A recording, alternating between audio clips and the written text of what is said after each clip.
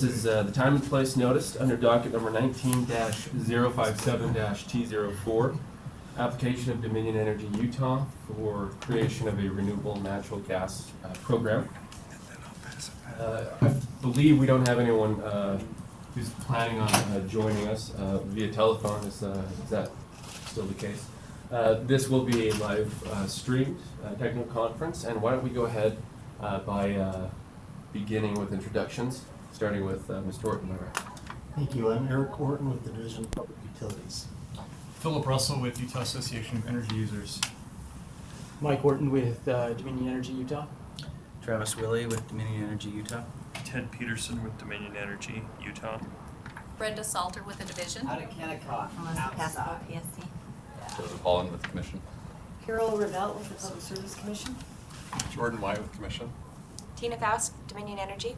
Jennifer Clark with Dominion Energy. Austin Summers with Dominion Energy. Jordan Stevenson, Dominion Energy. Brett Kreibel, Dominion Energy. Bob Moore, Office Attorney General, representing Office of Consumer Services. Bela Bastag with the Office of Consumer Services. Jeff Einfeld with the Division. David Williams, the Division. We'll go ahead and turn the time over to Dominion Energy. Great, thanks, Eric. Well, good morning, everyone. We're happy to be here and present some of the specifics of our green therm filing. And so we have just kind of just some advanced information.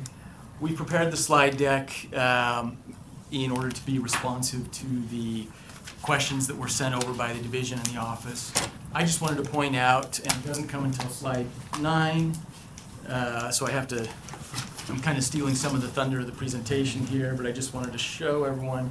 You'll notice on each of these pages, slide 9 and beyond, we are referencing the questions that we intend to answer during the discussion of that particular slide. So just be aware of that.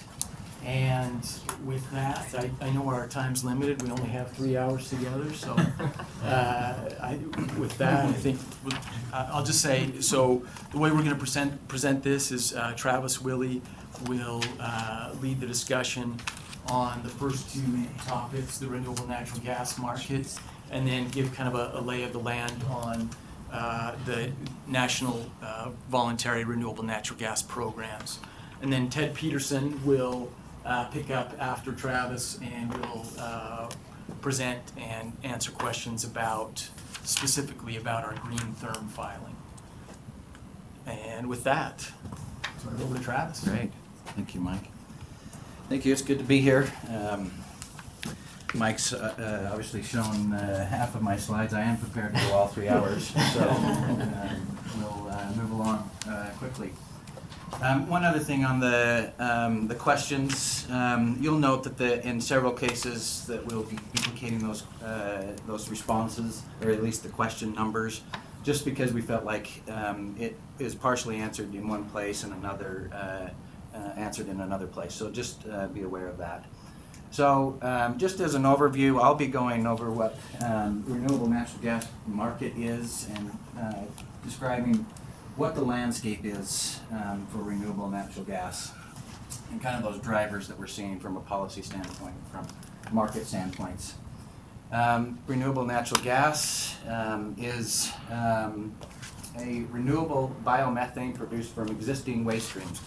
A list of these are organic waste, water treatment plants, landfill, animal waste, and so forth, dairy manure, food waste.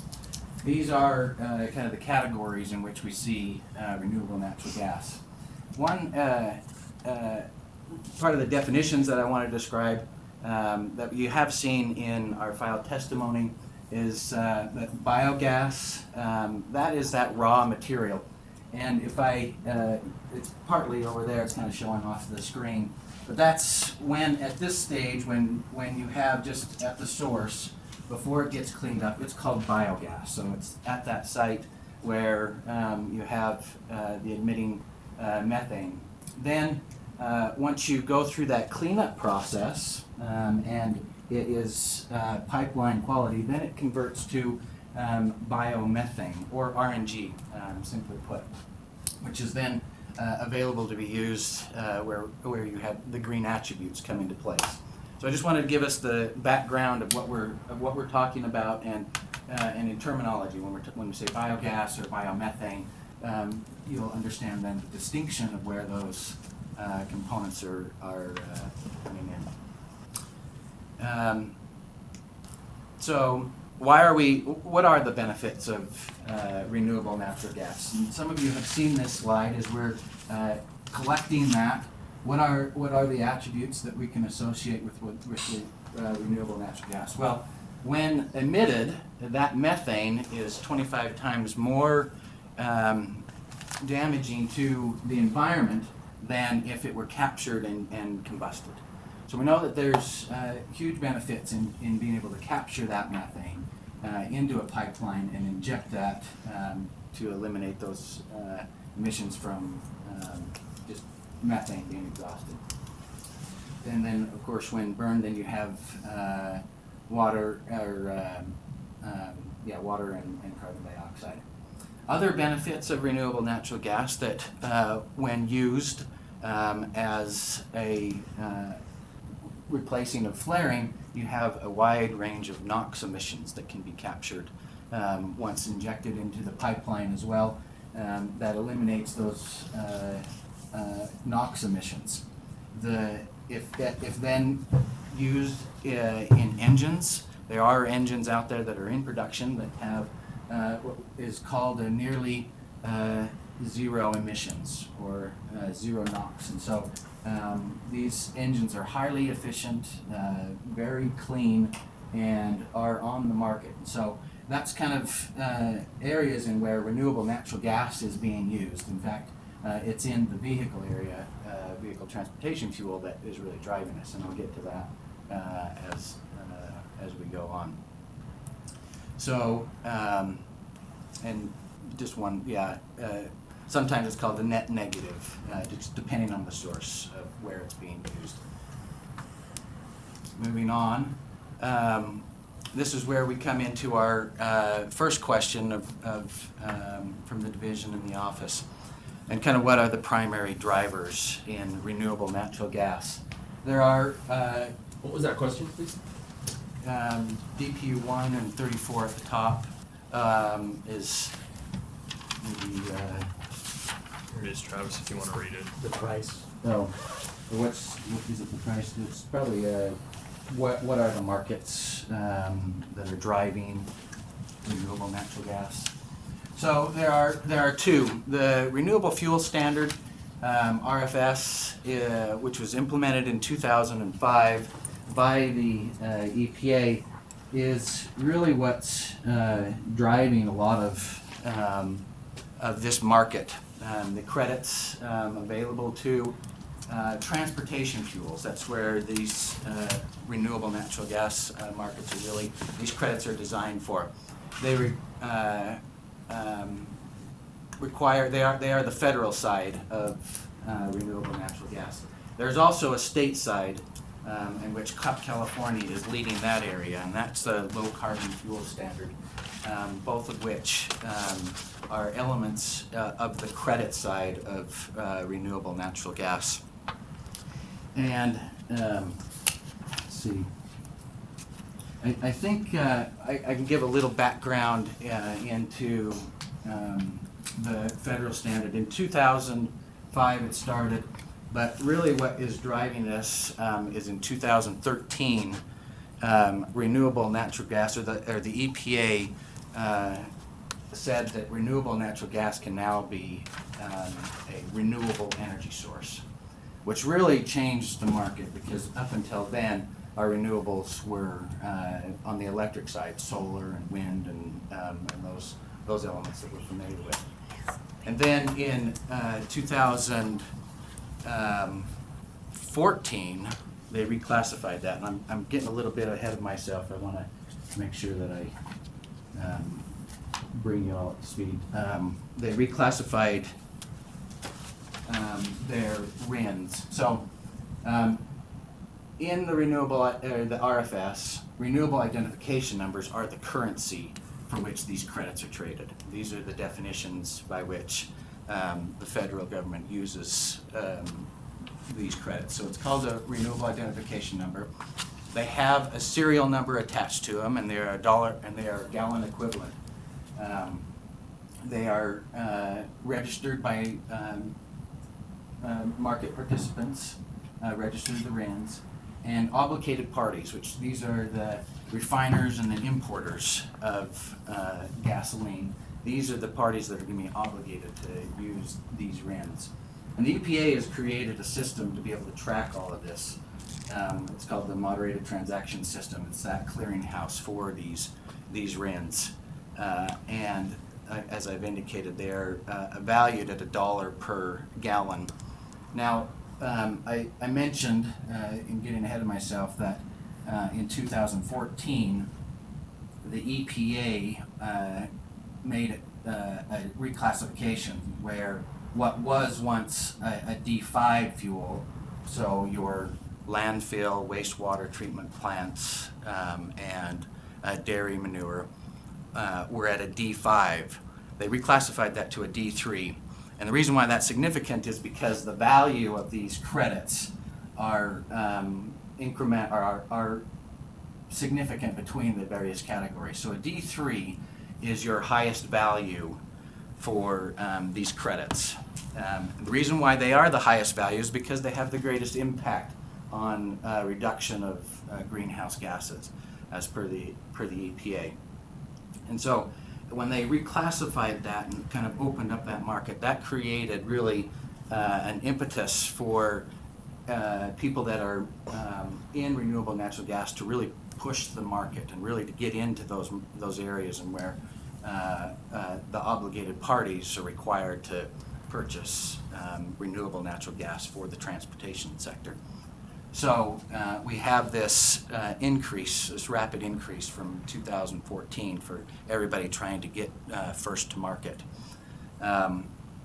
There's just down here, interested, this is the conversion on how you get to a RIN gallon to MMBTU, just for your information. Going to our next slide. This is an evaluation, and it's a little bit granular, so I'll go through each piece. With the credits, they are additive. So the RIN from the federal side can be added to the low carbon fuel standard from the state side, and then you have the commodity piece. So in this example, this is looking at wastewater treatment plant, which is a D3, so the highest value for this commodity. You have, based on a future price from the Henry Hub, $3.26 per MMBTU. You can then add, in California, you can add 13.24 MMBTU to that price. Add the federal component, which is at this time was 27.53 per MMBTU, to come up with a total of 44.03. This is what the market is. This is what is driving the market, and this is where the price is really being controlled or created, is when you add up these components. In California, there are other states, Oregon and Washington, but primarily California is driving the market. And so when we're coming up to, and we'll talk a little bit about this later too, but when we're coming up to our estimates of what is it that we are going to pay for renewable natural gas, we have to realize that we're competing in this market. Although there isn't a green attribute market yet, that would just sell just the attributes, there is this market, and this is where the price is. And so for us to be able to participate in buying renewable natural gas, it is this market that we have to compete in. I did just a research yesterday, 'cause the question is what is the current price, so I did it as of March. The commodity price for a Henry Hub was like $2.73. The price for an LCFS was $13.08, and for a RIN was $23.37. So when you combine that all together, as of March, it was about $39 and some change. So a little bit of fluctuation. There's Go ahead. a question? I do have a Okay. question before you leave the slide. Okay. So a little bit of fluctuation in price, which I think is obvious that when dealing with commodity, you're going to see that some volatility in those prices. And Travis, when you said there's not a market, there's not a liquid market, a commodity market, right? Just to clarify. Right. I mean, there's an ability to buy a green attribute, but there's not a, yeah. you said there's not a market, I just wanted to. Yeah, no, that's a great point. So there's not a spot market in which you can go out and say, I just want to say this is what a green attribute is worth. You can't go in and just compare what that is, but you can when you're dealing with transportation and in this market where you've got these credits and obviously the commodity. So when I say that, yeah, there isn't necessarily a market for just the attribute on the green side, there is the market for on the transportation side, which is the commodity plus these green attributes. But you're still able to buy attributes. You're still able to buy it. Eric had a question. Yeah, go ahead. So there's no B for Utah, right? We have no low carbon fuel standard. Right, Utah has not adopted a low carbon fuel standard. So you got those East Coast states that have have adopted that. And so what you're seeing is you're the market manufacturers take that commodity and go to the California markets. So they can do that. They can take their fuel and move that to these obligated parties in California, which is how the market is being created right now along that west coast. So how does that really affect us though? It affects us in that if we want to compete in that market, we have to realize that manufacturers, producers of renewable natural gas, they want to get to that market because that's where the highest price is. And you're saying we want to compete. And and in order for us to be able to buy renewable natural gas attributes, we have to realize that in economics, if they're going to have an opportunity to sell it at a higher price, they're going to do that. And that's in California at this point, and along the coast as well in Oregon, Washington. So in order for us to be able even to be in the picture, we have to realize that that's where marketers want to go, and that's where producers want to go, is in that highest price market. So that's where, you just said that's where the producers want to get to that market. But aren't there other costs associated with getting the gas to that market? It's a great question, in which, if I can have you hold that question, because I'm going to get to that very answer on how we do that. There was a question over here too. Yeah, so the federal requirements that are driving most of this, the $27, are they totally open-ended? You know, is there a sunset of that requirement? Is there a limitation to the quantity? Oh, sorry, I cut you off. Fuel, yeah. Go Yeah, ahead, no, exactly right. So they have volume standards in which they're trying to meet, and they can adjust those standards at any time. Right now, they're like 35 billion MMBTU that is their standard. And since their beginning, they have just ramped those up. Like any other policy, there is, it could change, right? They could lower that standard. They haven't forecasted that those limits, that they're going to draw that down and say, okay, we don't really want any more of this renewable natural gas. They're setting a limit. They said 35 million at this, or 35 billion at this point. And from all evidence, they're just going to keep escalating that. So, I mean, this is a very lucrative price. Yeah. You know, so it seems like it would, you know, in a market, it would generate a lot of production. So I guess, is it possible we could see these prices or these values diminish, or, you know, be reduced by quite a bit? I think that economics are very much in play as the quantity demanded increases and as supply increases, that price could drop. But other factors can come into play as well. California, as I mentioned, is driving this market, and as other states adopt this low carbon fuel is kind of that sweetener piece to it. So it really is another incentive. So as other states start to adopt that, that will just probably spur that, and will affect the price.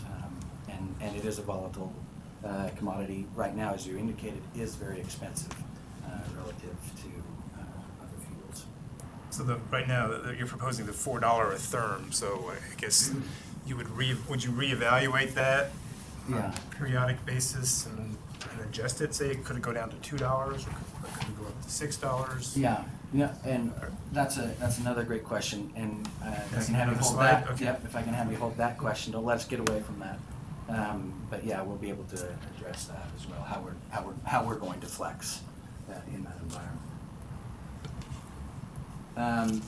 Travis, do you mind if I just Yeah. add something real quick? And I'm sorry if I step on your toes No, at all. no. But I think what we did in drafting the application is took a snapshot of the market as it is today, which you described really well.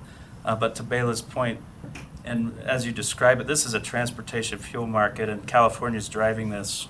As we continue to learn, something we've learned is California is about 80% saturated on the transportation side, and so eventually that opportunity is going to dry up for these producers, and what this program can become is an attractive option, and we think there's an opportunity in the future to see this price decrease and to get more competitive in a voluntary market or outside of these federal programs where customers who want to have a green source of energy through their natural gas meter will have that option at a competitive price.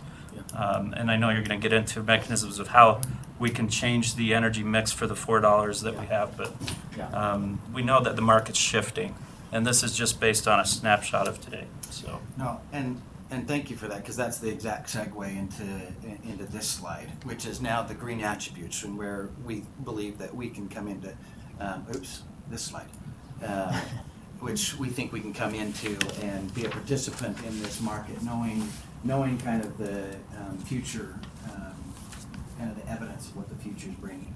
So in terms of green attributes, this is a private party transaction as it is right now. The price is negotiated between the supplier and the buyer, and the units are determined by contract. Unlike on the federal side where the units are in gallon equivalents, these are in contract terms negotiated. And these green attributes can be reassigned, and I'll explain in the next slide how that happens. And the green attributes contribute to RNG additionality in the market, which means that when RNG is produced, regardless of where it is produced, there's just more renewable natural gas. That credit, the attribute can be removed from that commodity, but we are when we're creating these type of markets for renewable natural gas, we're increasing the volumes of renewable natural gas wherever they're being produced. Currently, right now, we've had discussions with third-party vendors and utilities, indicating that there is coming shortly a national standard. I read from the Center for Research Solutions, one research center that is in the process of developing this national standard. I think we've seen kind of a similar type of event. I know for sure on the RECs, in other states, that you had this green attribute market for wind and solar that was being traded prior to the RECs being developed. And I think we're seeing the same thing here, where you've got renewable natural gas attributes that are being sold from a private perspective, and the the tracking and verification system is going to come up after that event. I think there's, Is everyone aware of what RECs are? yeah, Okay. not Okay. using. Okay, thank you. And I think that's, I mean, we've seen evidence of that. I just in my own interpretation, I think what you see is you see these first to market or these innovative ideas come up, these energy sources, and it may be that they're just trying to figure out what is the market, what is this? Is it going to be around for some time, or is it just going to come into the market and leave just as quick as it came? And so I would think that these standards are watching the markets, trying to understand what's happening, and then kind of evolve around that. So just so I'm clear, you're talking about the potential or an evolving market that was something that's not non-compliant recs or non-compliant. In other words, these are kind of marketing attributes for, like, if a business wants to. In other words, they're not doing it to comply with some kind of federal or state standard. They're just trying to do it for a, they may say we comply or we have therm green, transportation. Yeah. And there's going to be some kind of market verification, like a Regis or something like that. Exactly. Yeah, and trying to create a national. I think the emphasis is trying to create this national verification, which you can compare and have certainty that what you're buying in one place is the same as the other. So kind of this control. Yes, Eric. And are they doing that under some DOE grant or is it just on their own? I'm not sure of their funding. They are in this space, so I think they created the Green E verification for RECs, or they were involved in that. That is their business. Where their funding's coming from, I'm not. Or their oversight? I'm not sure if they're what they're using. So yeah, I'm not sure. Yeah. Do we know the timing? So I haven't seen any forecast like Q1 of 2020. We know they're in the process of working with it, and we've had confirmation from third parties saying, yeah, this is being worked on. And my interpretation is that it's going to be within the next couple years that you would see that. Conservatively, I think. So that's your answer to 34 Yeah. through this business venture. Yeah. Yep. So let me now talk about this green attribute, because that's of interest as well. So when we're talking, first I want to lay the landscape. This represents our current gas supply, where we have the commodity coming in through our pipelines, meeting at the city gate, and then able to be purchased by this end user. It represents what we forecast, what we anticipate for usage, all the volumes, everything associated with our gas supply is what this is representing. When we bring in renewable natural gas, obviously coming from a supplier with these various sources, we take that renewable natural gas, capture it into some digester or collection point, and it has two components. It has a green attribute, and it has the commodity, the actual methane molecule. Now, this methane molecule is indistinguishable from a molecular level from natural gas. It's interchangeable. It's used just the same as natural gas, the commodity component. The green attribute obviously is what makes this the renewable component for that methane. That methane is then taken and injected into a pipeline. And the term common carrier is an EPA term that defines how renewable natural gas can be transported. There's three components to to this. One, this pathway of a common carrier is that you have to have an RNG producer. You have to, there has to be a common carrier, which in this case is, would be a pipeline. And then you have to have a physical pathway and a contractual pathway in order to be able to transport this renewable natural gas. Those three components, once you have those three components, you can then, by principle of displacement, separate those two components, the attribute from the commodity. And it doesn't matter where it's being produced. So you can have East Coast producers of renewable natural gas be able to ship that attribute to California and be able to pick up the RIN, the LCFS, and they've got and then they've obviously got their commodity as an element to that. Once you meet those three standards of a common carrier, that in this case, in this scenario, we're saying that commodity component would then be sold, and an amount for that commodity would then be given to the supplier for that, whatever that market price is for the commodity.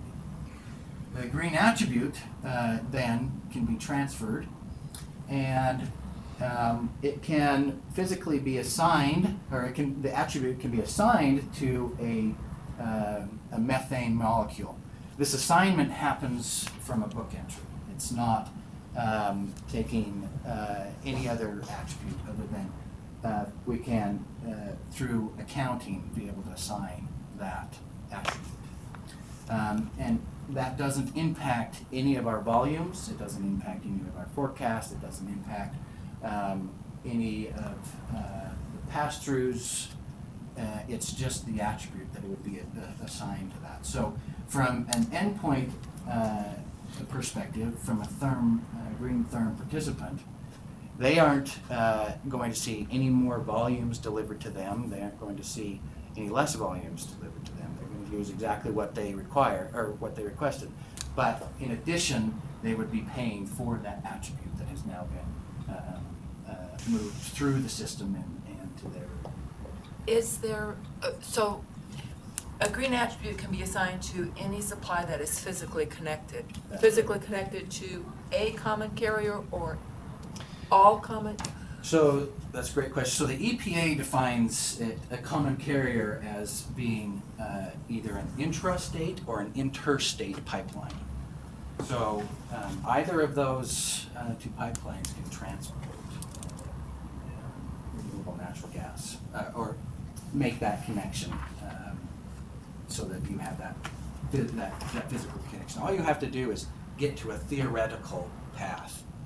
So on the East Coast, all you have to do is say, theoretically, this molecule could get over here, even though practically, in practicality, it doesn't. And that's how you're able to transfer the attribute. And all the common carriers are connected, so if you are connected to a common carrier, you're connected. That's correct. Wherever you can identify that there's a pipeline that is connected, becomes that. So it's very broad. So they made it very easy that I dare to think that every pipeline somehow in the United States is connected somehow. And all you have to do is show a theoretical path along that. But do you have to show that you've paid for the transportation on this theoretical path? So that would probably be as a component of the commodity, not the attribute. The attribute doesn't pick up any other costs to it associated, other than your verification costs associated with moving that attribute from one entity to another entity. There aren't any additional costs that are outside of this commodity. Now, this commodity would have all of the same type of costs that any other commodity would have, transportation, storage, whatever that might be. But when we're talking about the attribute, there aren't any additional elements associated with that. So they are not calculating in a theoretical transportation cost. If I put that onto the system in the East Coast, they're not theoretically saying, well, the transportation over to the west coast would be this much, so this is the cost. Yeah, no, that's That not- theoretical transportation cost is not there. Yep, that is not an element. Yeah, just really all you're doing is the customer's still going to be paying for their Wexpro gas or their market purchases, whatever the case might be. But then you're just going to take this green attribute and basically an accounting transaction is all it is just saying, producer made this gas here, we're going to take that attribute and we're going to place it here. So when you're talking about interconnected pipelines, all you're saying is the gas theoretically could travel. It's not, you're not trying to move a molecule from A to B. It's just the accounting transaction of it is all it is. Yeah. So you're not paying for the commodity component of the RNG, just. Yeah, in our application, we're not paying for the commodity. In theory, well, not in theory, but in practice, what we see is we'll see the commodity be purchased with the attribute and then immediately sold right back to the supplier or to the marketer to just be sold off. So it just becomes a netting transaction. So in our case, we're not going to be picking up the commodity. That'll just be sold off. So is it your intent to, when you acquire this RNG supply, are you going to contract with the RNG producer itself, or are you willing to contract with some middleman who just deals in green attributes and has nothing to do with where the gas was actually produced? We have a slide talking about our RFP and who we are interested in contracting with, and our preference is local providers, local suppliers of renewable natural gas. That is our preference. Will customers have the opportunity to know where those are coming from? So if I would want to buy, would I? Sure. Yeah, I think that's an advantage to the program to be able to say this is where this renewable natural gas is coming from, and these are having real impacts, real benefits to us locally. So yeah, when available or when we could, definitely be able to tell our customers that that's this is one of those sites. Yeah. Before you move off that slide, I think I'm missing some of the answers to the questions. And I'm not done yet. Yeah. So circle the ones that I haven't entered. This is only for when we're talking about energy. We're only talking about renewable natural gas. We're not talking about any other attributes, such as on the rec side or any other type of energy element out there. This is just renewable natural gas.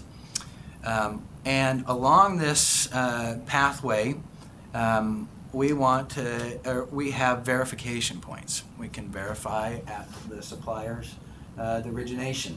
We can verify at the common carrier of what it is that we've purchased, the volumes and the attributes. We can verify at the city gate if they're the attributes, or that we received the attributes. We can verify then back at the homeowner, provide them with verification that it is what they purchased. I am going to move on. Am I missing one of your questions? Well, I'm probably missing the answers, but Okay. Yeah. Do you want to ask it? Okay. Tell us which ones you're missing. Yeah. So on number 6, is it that they're purchasing the renewable credits and the attributes, not the physical gas? Correct. Okay. And then 34 was already answered. We talked about this business venture doing it on their own. 29, we asked, does the word energy mean that the program is broader than natural gas, and could it include electricity, or is it only applicable to hydrocarbons burned at the customer's premise? Yeah, and that's the one that I just finished up. We're just. That's what that means? Yep, just natural gas. Just natural gas, okay.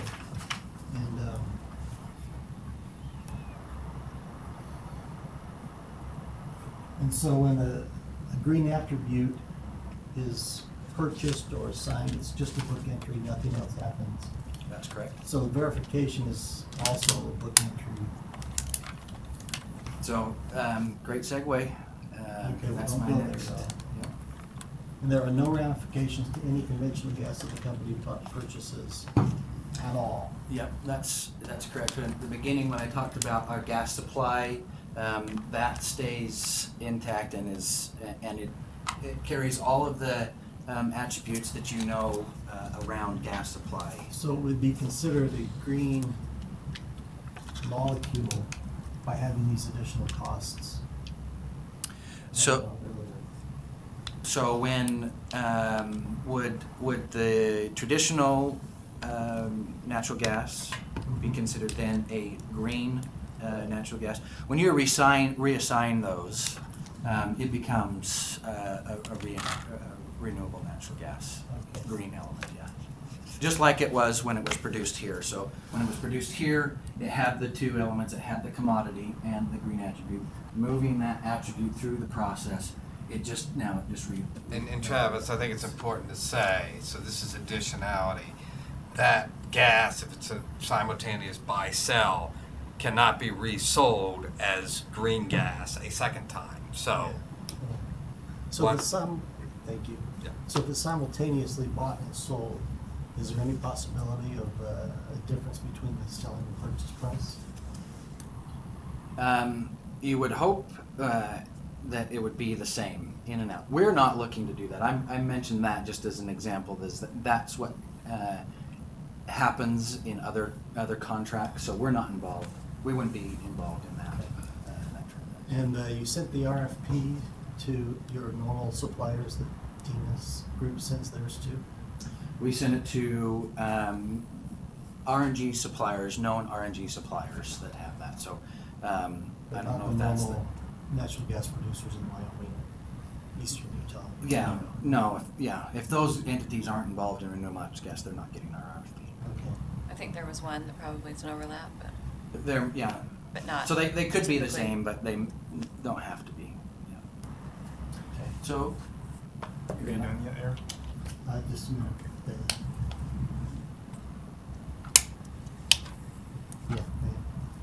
Yeah. Maybe you can answer this in another slide, but our 2B asked, how do you verify that that same green attribute that you bought from a certain supplier isn't resold to another customer? Yeah, no, that's great.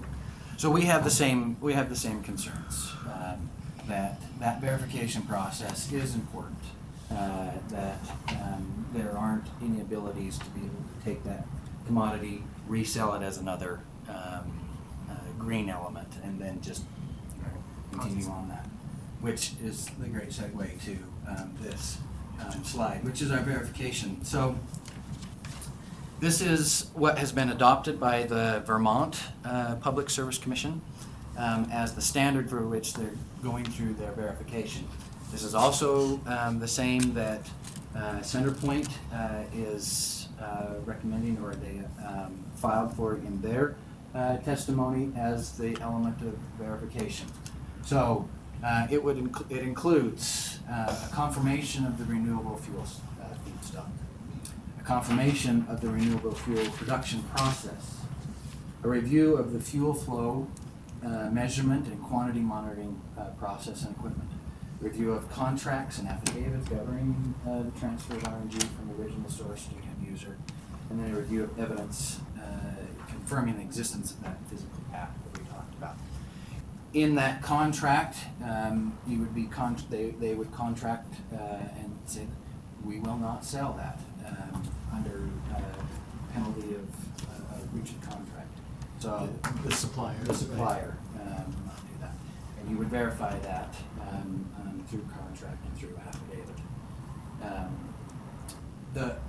These are, I think, these cover those various transaction points in which that renewable natural gas can flow, and the attribute can flow, and in which we too recommend we follow those same type of same type of verification model that is approved. So, Travis, talk a little bit about the EPA's role, I think, in bullet number 4, because while the company will be monitoring all these things, there's an independent governmental entity also monitoring. Talk about that a little bit. So, Yeah, so that is the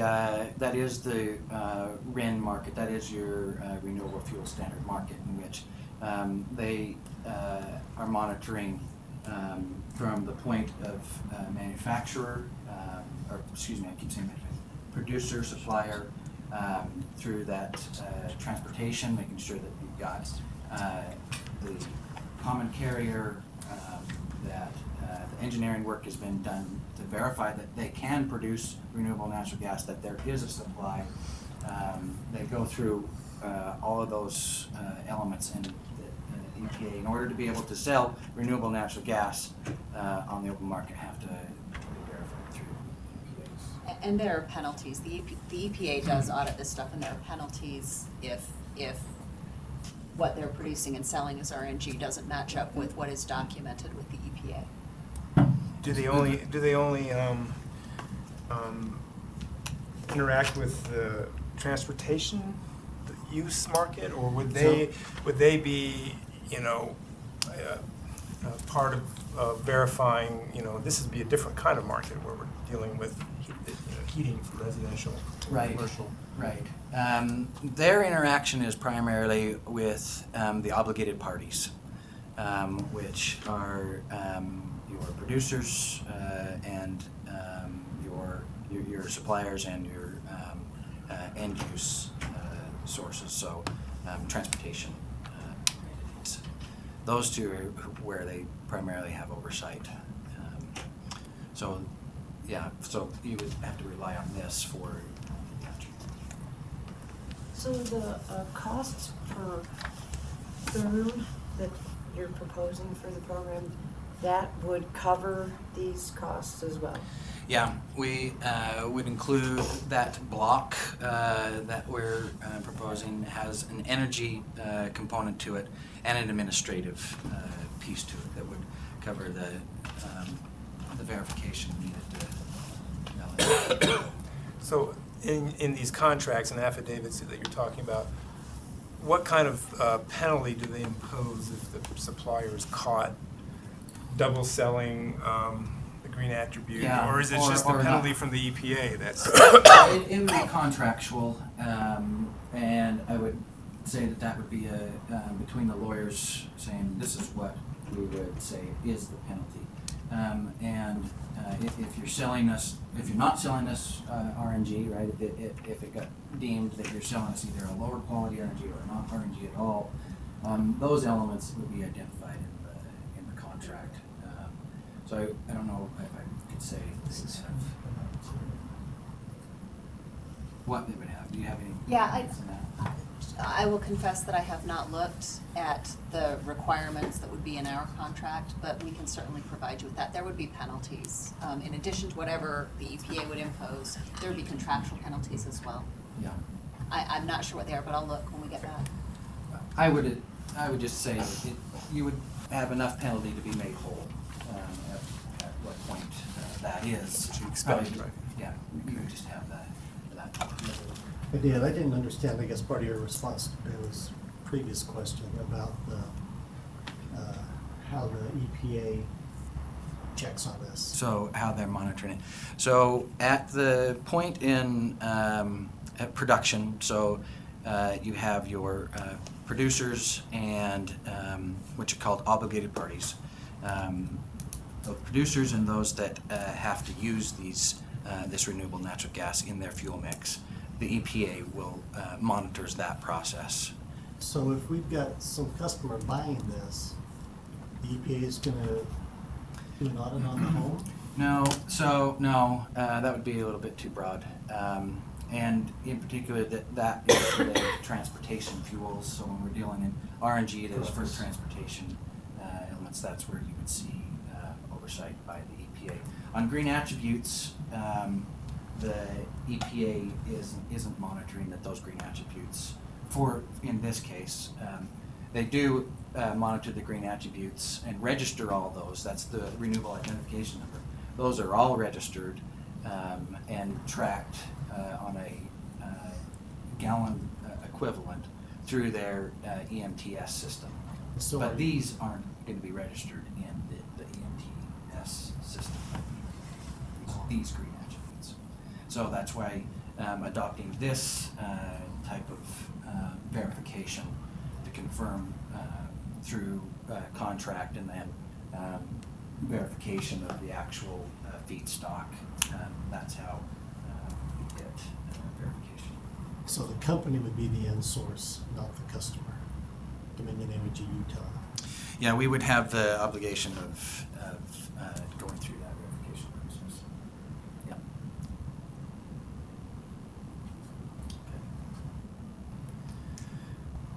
Yeah. I mentioned that we are very interested in Utah's development of renewable natural gas and purchasing it locally. These are 3 sites in which we know that renewable natural gas is estimated to be in production. They are in development for being able to produce renewable natural gas. This first one, the Wasatch Recovery, you've probably heard about that. This is a food waste digester plant in which food is being gathered, food waste is being gathered from along the Wasatch Front and brought to this facility to go into a digester, and then which will be the methane will be captured and injected. We see an estimated production of 2019 for that facility. The next facility is the DEU landfill. That's located on the south end of Utah Lake. It is estimated 2020 production. The last one is a pig farm. That's our most recent, the Milford pig farm. It's located a little bit further south. Also has an estimated production of 2020. In discussions with these individual entities, we were able to aggregate what the capacity is for these 3 sites. So 2 million decatherms is what we've identified, or what has been communicated from these providers as the potential for just these 3 sites. There's Travis, can I add one thing please. on the Milford pig farm? Dominion Energy has we are certainly supportive in developing a supply producer market for RNG. We think this is going to be very important for this country and what we do with customers. So we've entered into a partnership with Smithfield Farms, which is the largest in the country, for producing RNG at their pig farms in Virginia, North Carolina, and Utah. So, and Milford is just one of the first ones that would be set up for this. No, thank you for that. Sorry. No. I thought the other docket transportation companies had already agreed to buy the DEU gas using their trucks. Is that not the case? Yeah, no, I'm not. I would say it's not fully subscribed. They have.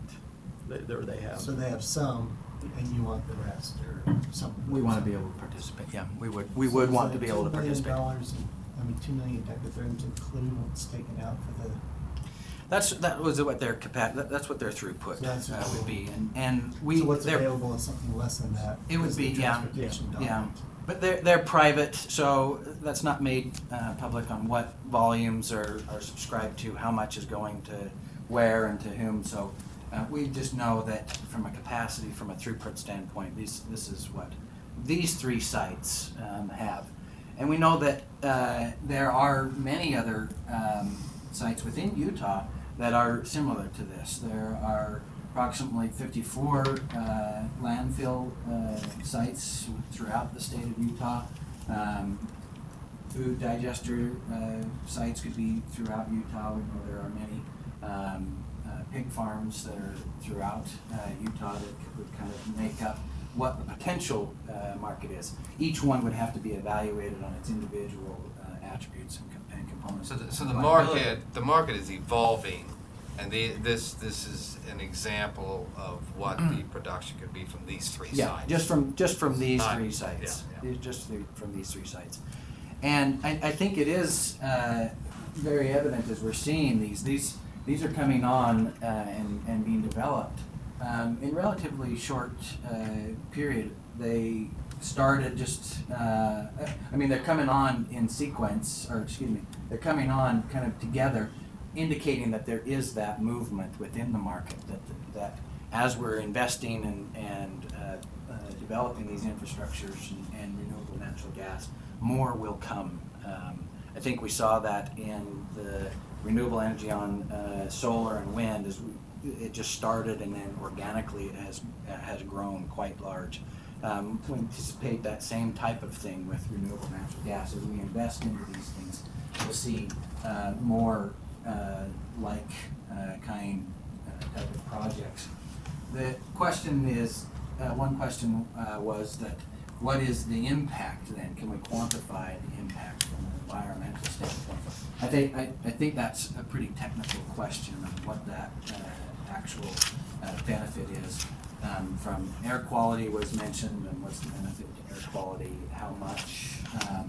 We know that at landfills, they are monitored for their emissions. They have certain thresholds that they can meet. And when they are exceeding that threshold of their emissions, then they will flare. In Salt Lake, the Salt Lake landfill, they will flare that gas when they have reached their limit for emissions. So I'll just add on that, the Salt Lake landfill, we see a great opportunity there. We've had some informal discussions with Salt Lake City. And they mentioned, so that they have a contract to send RNG to Murray City to develop power. When they produce too much, then the landfill, because of the methane restrictions Travis was talking about, the Salt Lake landfill has to flare that, right? Which is just emitting NOx, right, into the air shed. So, really, I think a great opportunity there for a future project. Yeah. I'm looking at three different potential sources or resources for this, and I'm just asking myself generally whether there would be significantly different costs in achieving production under Wasatch Recovery versus Bayview versus Milford. Those contracts approach. Yeah. Obviously, each one is unique and separate. You have the advantage on the Wasatch of location, right? It's close. Where on the Milford Pig Farm, you have distance to cover. So each one would have its own unique costs and expenses. That interconnect cost is probably the most expensive. Generally, according to category, like a landfill versus a pig farm or a food production process, are they relatively similar in terms of what you end up with in terms as of a resource? Yeah. Well, in terms of cost, it depends. Again, where it's located in relationship to a high pressure line. Does it cost more to build a food digester than a digester for pig manure? Again, a bunch of different variables: size, capacity. How much are they trying to capture? What is the resource for the food waste? How much is that? I think it is a hard comparison, but it is. So the Milford Farm, is it already connected to a pipeline, and if not, are they in the process of constructing a connection? Yeah, so they are in process. I don't know, Jordan, do you have any more insight on the? Yeah, it's not connected yet, but that's part of it's under construction. It's under construction. And they'll connect. Yeah. Yeah. Obviously has to be, in order for them to play in the renewable natural gas market, they have to be connected to a pipeline. And for example, Smithfield and this partnership, they're looking at doing 90% of their pig farms. So the benefit of that is, you learn on the first few, and then you have a repeatable process. And hopefully from a cost, at the end of the day, the market supply and demand is going to determine the cost. But having more scalable sites like pig farms is going to be positive towards production, and I think ultimately cost of RNG. That kind of goes to your question as well, as you have more adoption of those costs, lessons learned and opportunities become greater, and those economic benefits. So your 2 million decatherms is that your estimated as all, I guess, aggregate for all three of these? And is that also assuming that they hit a maturity level? This isn't initially they're gonna generate 2 million, but as they mature, they're gonna get up to 2 million decatherms, is what you're anticipating. That's their forecast, and I don't know if that's a 1-year forecast, but that's their But- initial volume. But they're that's, saying that- that's assuming, you know, kind of hitting a mature Yeah. production level, not your initial 2-month production No. level growing up to Well, that something. feedstock exists, so in that landfill, that methane, that exists there. In that pig farm, those pigs are producing. Yeah, so that once they're able to capture that, they have the facilities in place. Those are the capacities, the throughput that they're. Now to be able to increase that, add more pigs, be able to grow that capacity, add other. Well, having a larger landfill. Yeah, large landfill, larger digesters, those that then become scalable. But for these three particular sites, this is their throughput with the feedstock that they already have. I just wanted to add a detail that maybe not everyone in this room knows. EPA requires methane collection systems, and right now most of the landfills are flaring their methane. So it's just for the background of what. Yeah, that's a great comment, because that's what we've seen, is that these limits that they have for their emissions, the landfills have to develop these capture systems, and until they can get to a market or get to another pipeline to be able to get to the market, that their alternative is to flare. So if a landfill or whatever producer is flaring, they're not, I mean, by capturing their methane, you're actually not reducing that greenhouse gas potential difference that you talked about initially, right? 'Cause So flaring is the same as burning it in the home, essentially, except exactly. maybe it's dirtier. The difference. It's less efficient, right? Yeah, It's being less combusted, efficient much less and efficient. has more impact on the air quality component. But yeah, if that methane is just gone, now the impact is on greenhouse or climate change versus if it's combusted. So those are the two comparisons, and just by allowing that to emit into the atmosphere, that's where it has 25 times greater impact on the environment than if you flared. Flaring also has an impact. From the pig farm, probably that's just, their methane is not flared, I don't know, or they don't have a way to collect it, I assume, or currently, or? Yeah, they're not going to be monitored as much as you can see in Because these they're in the middle of- landfills. They're seeing an opportunity to be able to get some additional economics from their production. There are some restrictions there too, and I'm looking to Jordan Stevenson. I think we're aware of dairies, right, who located next to population centers that have to collect that their have to, methane. that have to flare that, right, in order to get under the methane emissions limits. We're also aware of, within the state of Utah, of food processors, food manufacturers that would have food waste as well, that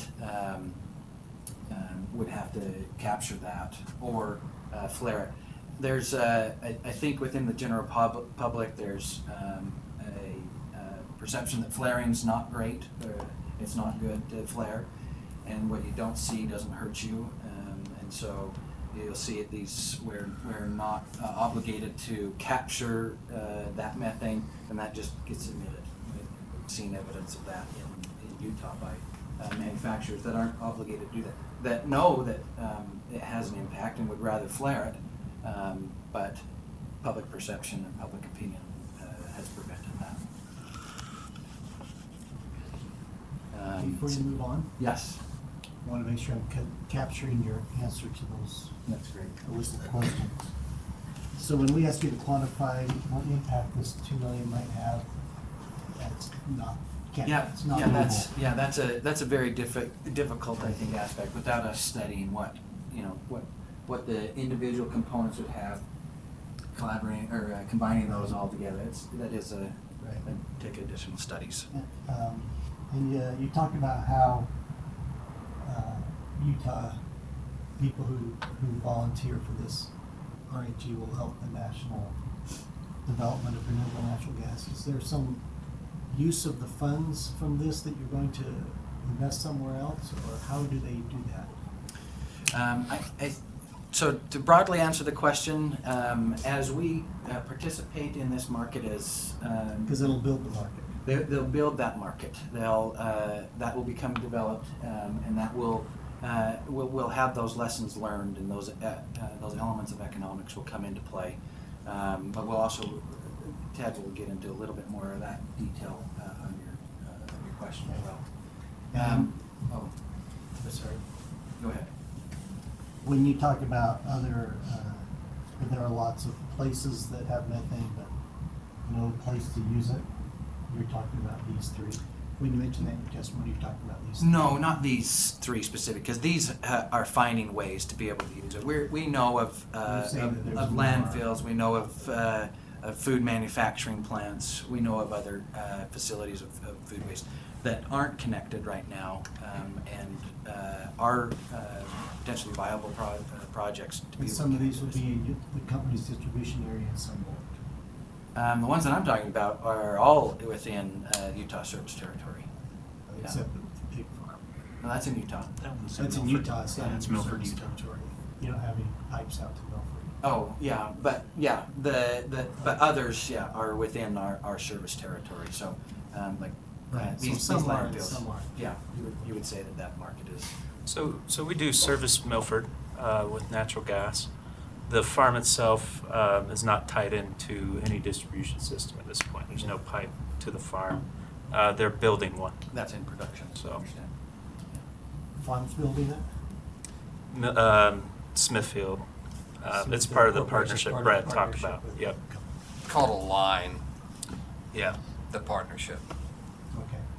And when you're talking about purchasing conventional natural gas in another region, Yeah, outside of Utah. So if we were purchasing the attribute, that would be outside of Utah. But like I said before, our preference is to be able to bring this from local producers. That's where our preference is, and I think that has will resonate with our customers as well. But realizing that this is an evolving market that could be outside of Utah.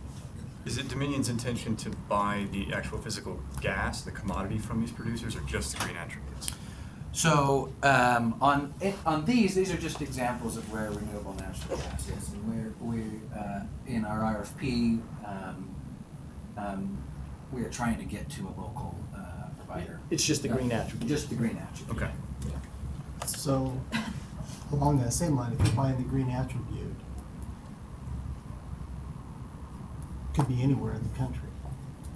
The green attribute is In theory, produced. yeah. In theory, it could be anywhere. But in it's the still, country. you're still saying this can help the Utah environment? Well, what I think I hear them saying, and tell me if you think I'm wrong about this, is it's going to be easier for you to market this to customers in Utah if you tell them your X dollars that you're spending on these green attributes to buy more expensive gas in your home is going to help local development here in Utah. And you're going to get more buy-in from Yeah. Okay. Yeah, we won't make the claim that we're benefiting Utah's environment if the gas is coming from someplace out of state, right? That's, I think, in marketing the program, you have to. Right.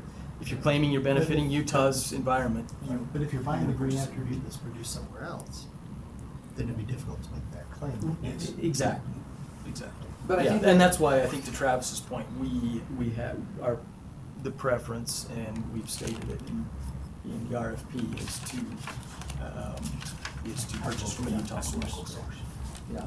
Yeah, but if you look at one of the themes of this program, we're also, I mean, this is early, you know, in the life cycle of RNG, unlike solar, which is getting more mature, but, you know, go back 10 years, that part of the value of a program like this, if it's approved, it does establish a market for RNG. So sources that aren't currently, utilizing the potential of that RNG at their sites might.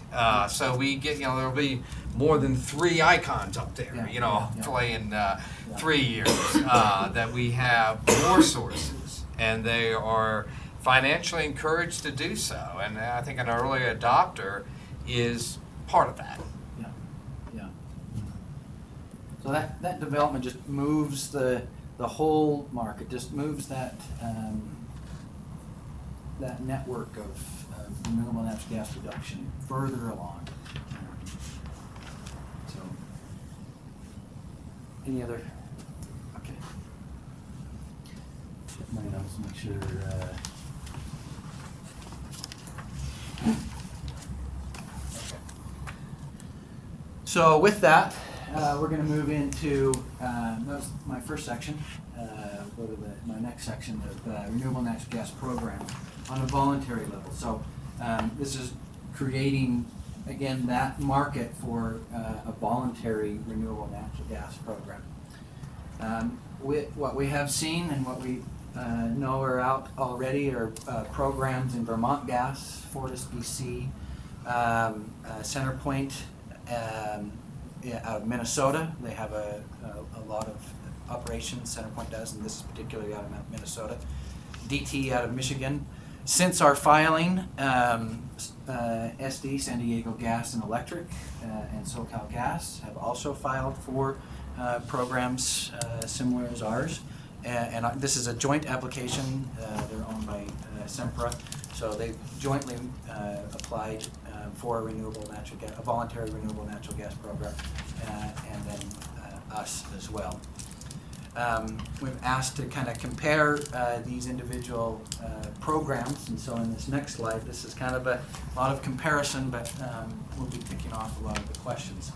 You see, at the beginning, Fortis BC is the oldest program. Go ahead. I'm sorry, the last slide said it addressed question 33. Yes. Question 33 was more of a time issue. When is the CenterPoint Energy supposed So to be great. there? Thanks for. I should read my notes. CenterPoint has just completed their reply comment. So they've gone through obviously application, open comment, reply comment, and I don't know the exact date on when they're going to have a hearing or order, but I would say that it's relatively soon, knowing that they have already gone through the reply comment period. I believe CenterPoint filed theirs in August of last year. They did do it in August, and then they did a supplemental filing again. Yeah, I was wondering what was taking so long. I mean, Yeah. it's almost a year. Yeah, they did some additional supplemental filings at the beginning of 2019. So they're now going through that comment period. I think I don't know what they're. Were there some objections to their filing? Or? So we know that there were some objections from the Sierra Club. The argument there is that is not renewable natural gas, but electrification versus natural gas. They want to see natural gas being completely eliminated, and so the objection that's coming from them is they think renewable natural gas only furthers the use of natural gas, and they don't want any natural gas to be used. So you see an objection from those type of entities.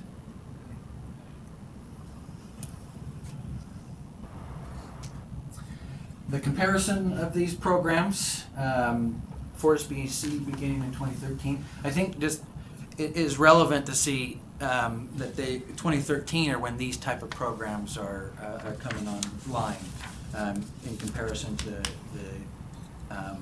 the more mature electric side. They have approximately 12,000 participants. They measure in gigajoule, which is approximately a decatherm. You can see the individual entities measure according to what best suits them. There isn't a national standard for which you measure these type of units. It's just based on whatever works for these particular entities. And the costs differ widely as well. And we have to discuss and kind of point out why they are different. In the case of Fortis BC, their costs are subsidized. They are paying just for the attribute. Administrative costs to be able to run the program are not included as part of that price component. So that's why you see a little bit lower. It's borne by. It's borne all by the shareholders or the by all ratepayers, the customers. by all the customers. I'm just curious, is there any breakdown of what types of customers are buying these blocks? I mean, in other words, I'm just kind of curious to know, are these typical commercial folks or these individual class types of people? Or? That's a great question. When discussing with utilities, we've seen a mix of residential and commercial. The commercial depends on what their end goal is. If they're trying to say that they are a renewable entity that is providing renewable energy, and that is kind of their brand, they will be very heavily involved in these type of programs. In fact, are the cornerstones to these type of programs. But then you have the individual elements, or the individual participants at the residential that are interested in participating because they want to feel like they're moving the market forward and participating in renewables. I wouldn't know what the ratio is or how much volumes, but on those cornerstone commercial entities, they would be very interested in purchasing as much as they can, to the point where they can say we're 100% renewable, or that's very marketable to their clientele. So, in our conversation with Fortis BC, they said that roughly half of all the customers who were enrolled in the program selected the 100% option. Half, you said? Yes. yeah. So you call them 100% RNG, what does that mean? That's the equivalent if they were to use 100% of their Yeah. supply. Go ahead, Travis. Yeah, so that's one of the questions is what is the cost if they were to go 100% renewable natural gas? And there's an asterisk there because we mentioned that the cost, they're subsidized by the ratepayer. When you look at DTE, they are capped in their program of 2,000 participants, and so they just have a per unit cost of $2.50. I still don't understand, what is $630? So Is that like how much it would cost a customer per year? It's price premium. Yep. So if they had an average annual usage of like 80 decatherms, right, that's what Fortis would charge them to do all 80 of those decatherms as RNG.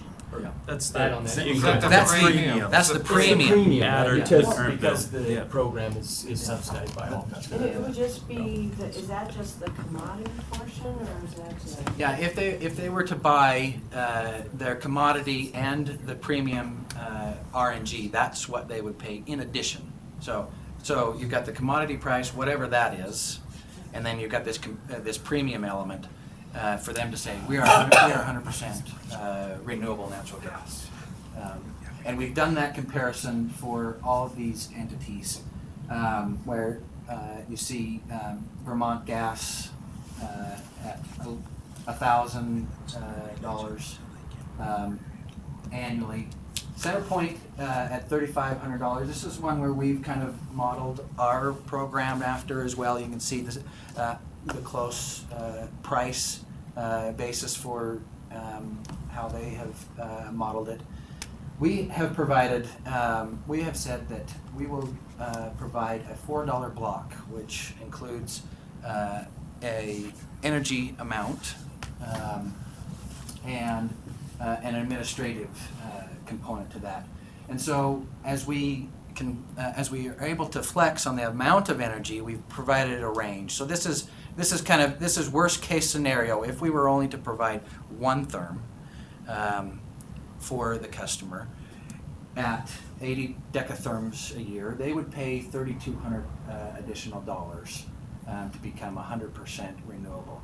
But if we are able to provide more energy within that block, then we have that range, depending on how much they're able to, or how much we're able to provide within that block.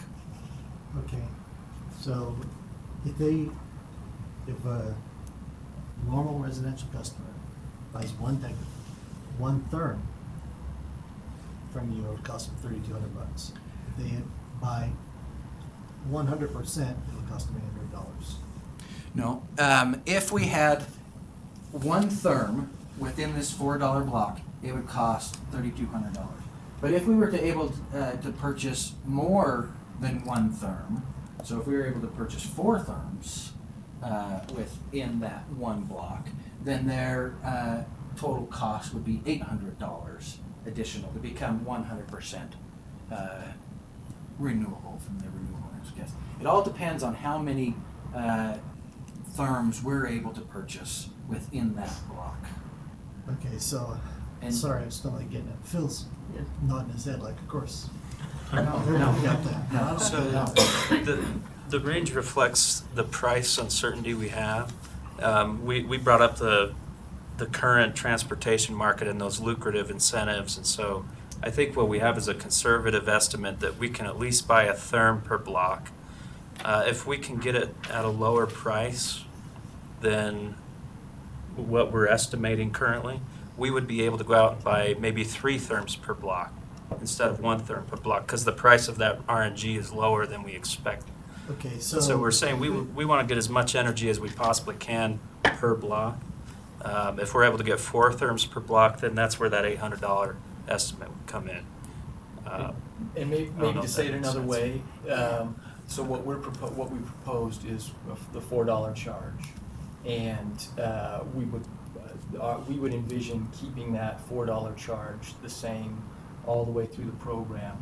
What we would look to do is, as those green attributes prices change, we would add, as the price comes down, we would add more therms or green attributes to the customer for that $4. And I think it's important to add that these blocks, the reasons why we're segmenting that, look, to level set, it's unrealistic that an average residential customer would want to pay that much to have 100% of their natural gas come from renewable natural gas. So, but there has to be a starting point. And these blocks, you can buy more than one block.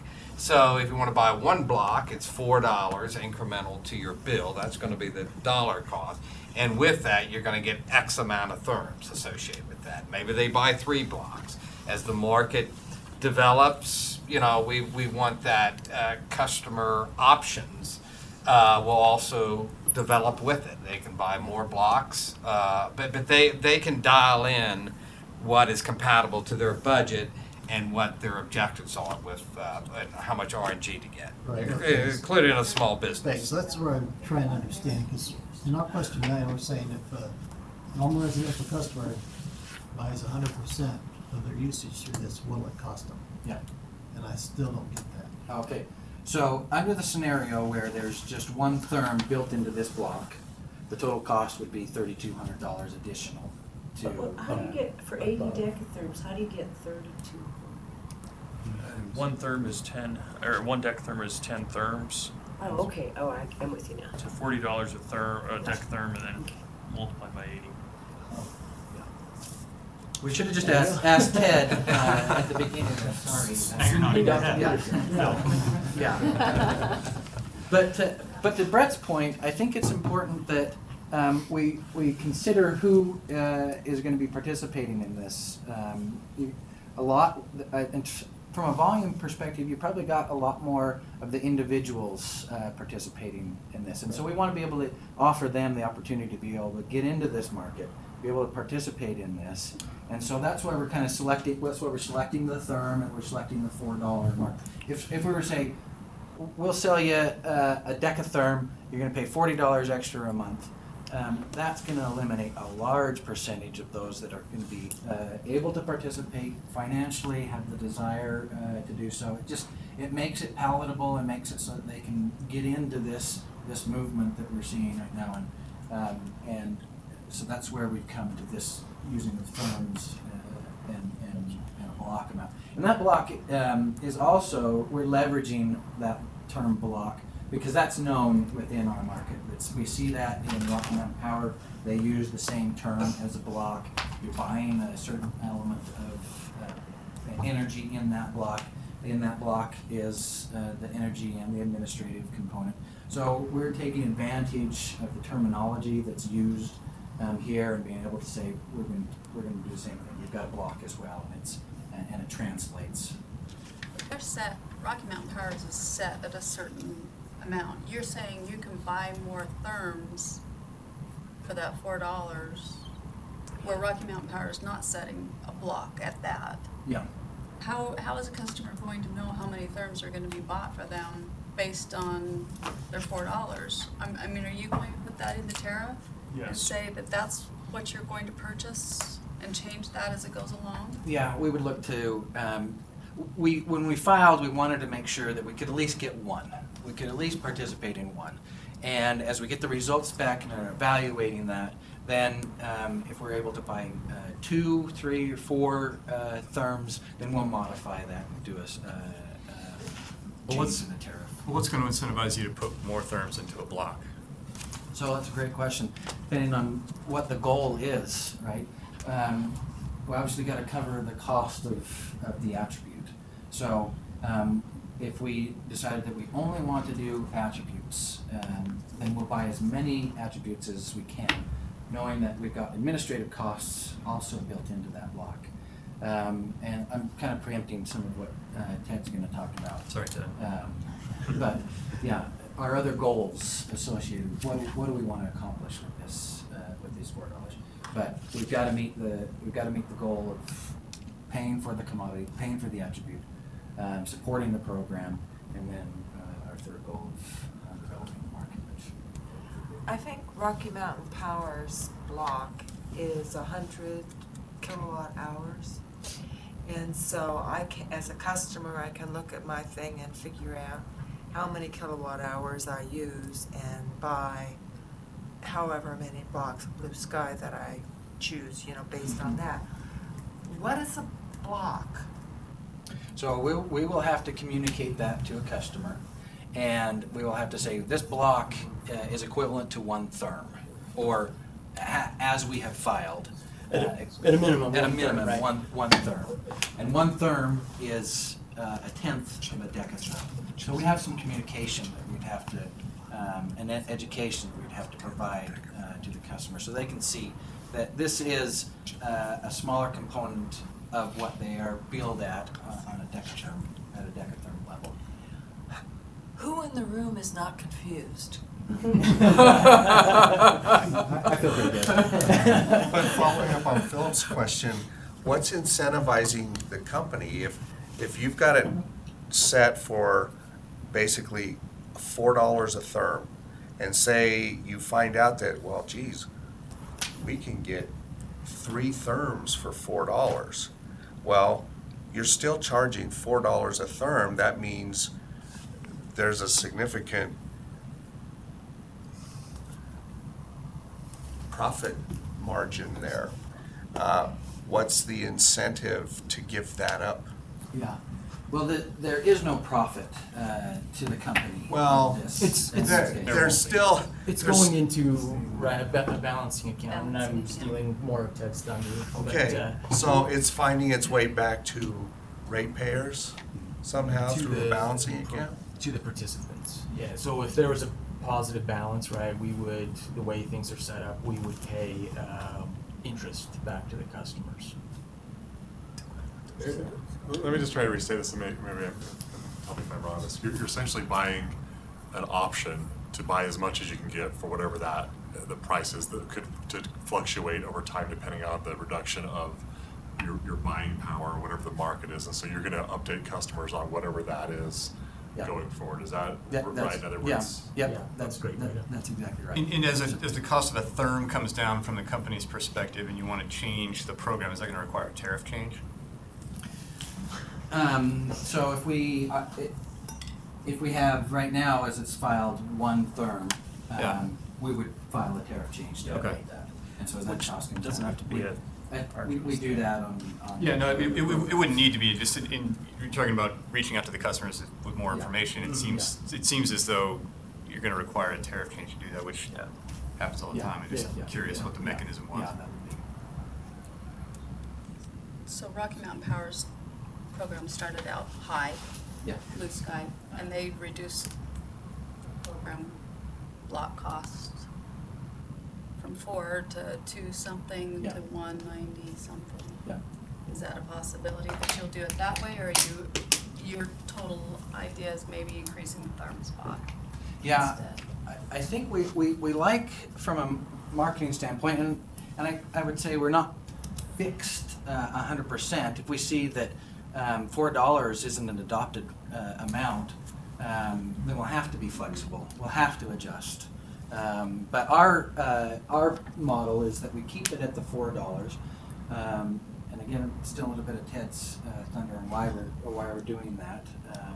But increasing the amount of energy that they're able to purchase in that. Understanding what customers are willing to, at what level they're able to and willing to participate. I kind of think of it as the dollar menu on our restaurants. Those dollar menus sell probably the majority of their volumes, and there's some price point, right, at which customers will participate at. Okay.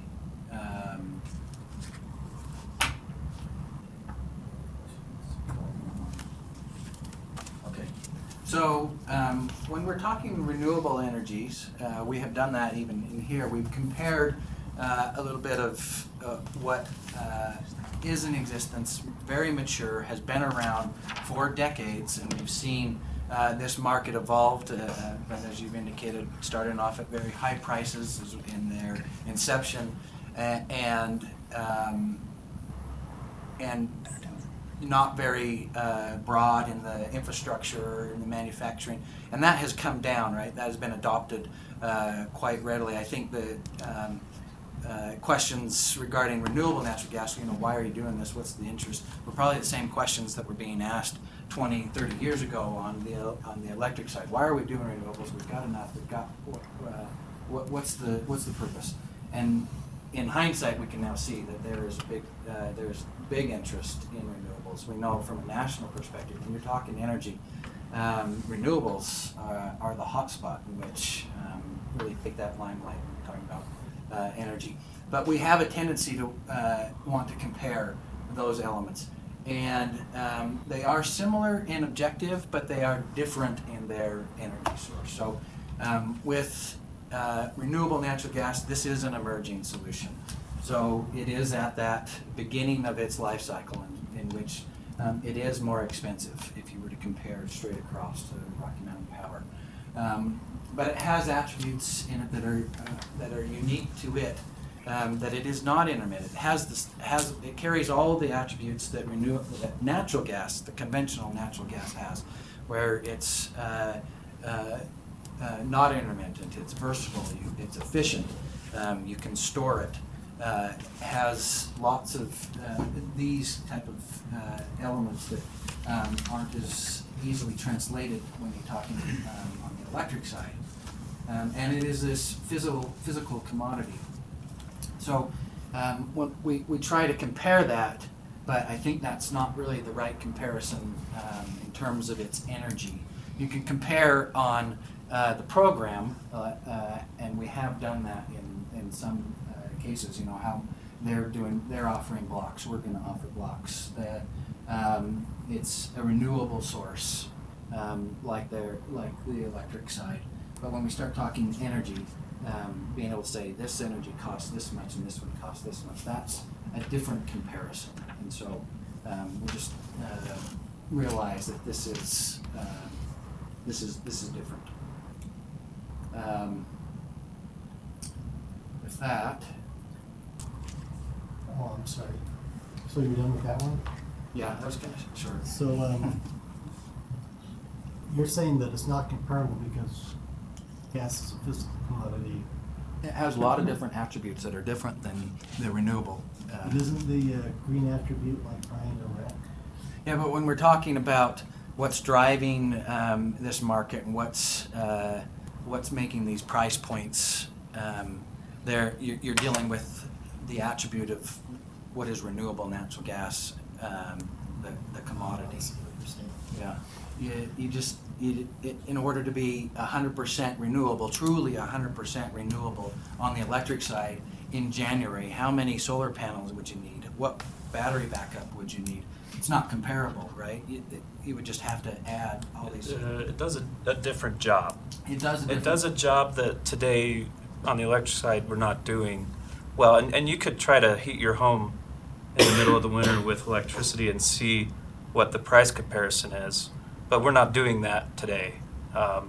So it's not. I don't think it's comparable jobs that we're talking about with these two energy sources. They both have a role, but not necessarily comparable. No, I don't think we're Price looking point. to compare electrons to hydrocarbons. We were trying to see how the programs are similar and how they're different. And so, So in their similarities, they're voluntary programs in which anybody can participate, purchase a renewable source at a value which is determined based on the energy and the administration component. But they are different in that the energy accomplishes a different thing. And so when trying to compare price points and that, we just compare differently. so do you know how much Blue Sky spends on the RECs? Which is question 35, as a ratio of the program?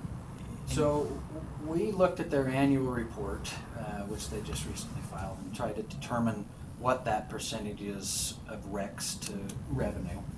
And it seemed a little bit confusing to really dial that in. But it seemed like it was a small percentage, around 12% if our calculations were right. So about But that. yeah, but again, we don't want to compare ourselves to that because they're running their own program differently than the way that we're running it. So I think you Well, could do a comparison of and at I- least some sort of ratio as to, you're gonna buy green attributes for 80% of the cost and they're buying it for 12%. Yeah, That's a little yeah, different. yeah, Eric, I know that Dominion Energy, we have a green energy program that we offer in Virginia and North Carolina. And it's electricity, and it's RECs.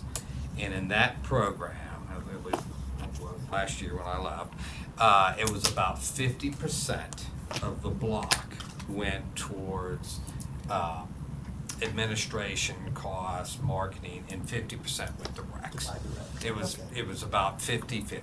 Okay, thanks, that helps. And I would say, too, on Rocky Mountain Power's side, and maybe someone here can speak to this more specifically, but my understanding is that program is, 20 years old, something in that range?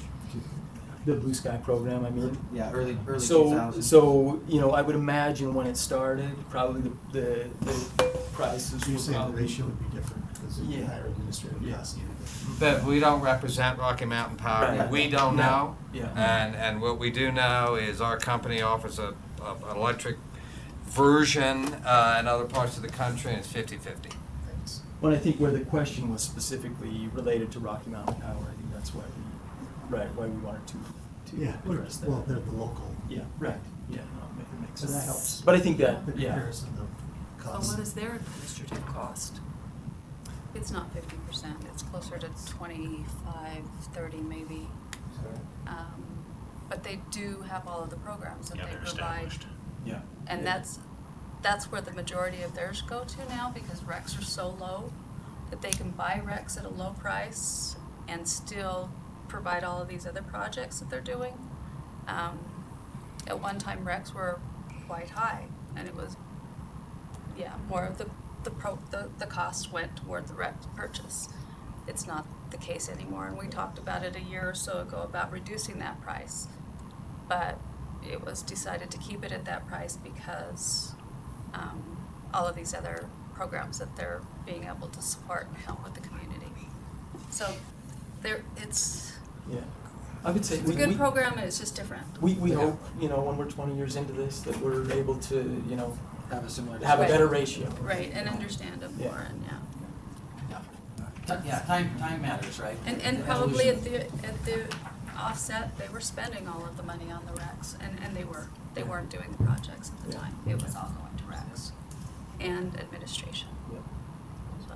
And in our forecast, you'll see that is the same with us. Well, and also in the electric side, there are different kinds of racks too. I mean, that's gone off. There's solar racks, there's biomass racks, and it's whatever flavor of, some racks are cheaper than others. And so, As it's evolved, right? as that market's it's evolved, and, so, And we see that, similar. Well, kind of we're things. excited that, as natural gas providers, that we can participate and start a renewable market. That's right. I mean, it's- This is, for natural gas, we haven't been in that conversation for decades. And now we're being able to come into that and see those benefits on the natural gas side. Okay. Ed's turn. You stole all this thunder. Yeah.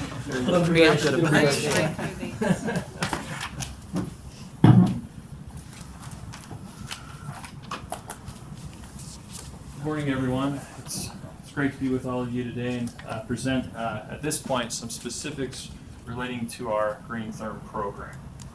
This is a reminder to all of you. We filed the program in March 2019. At this point, with the scheduling conference, we are hoping for and anticipating an August 2019 approval. Moreover, some of the things that I'll be discussing today include those elements of program design.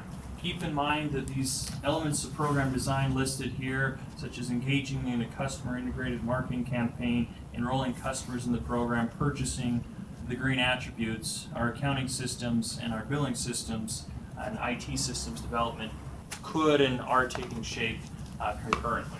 Some of those things will obviously wait in terms of the appropriate time frame, but some of those things have taken shape concurrently as we're going through the process of seeking approval from the Commission.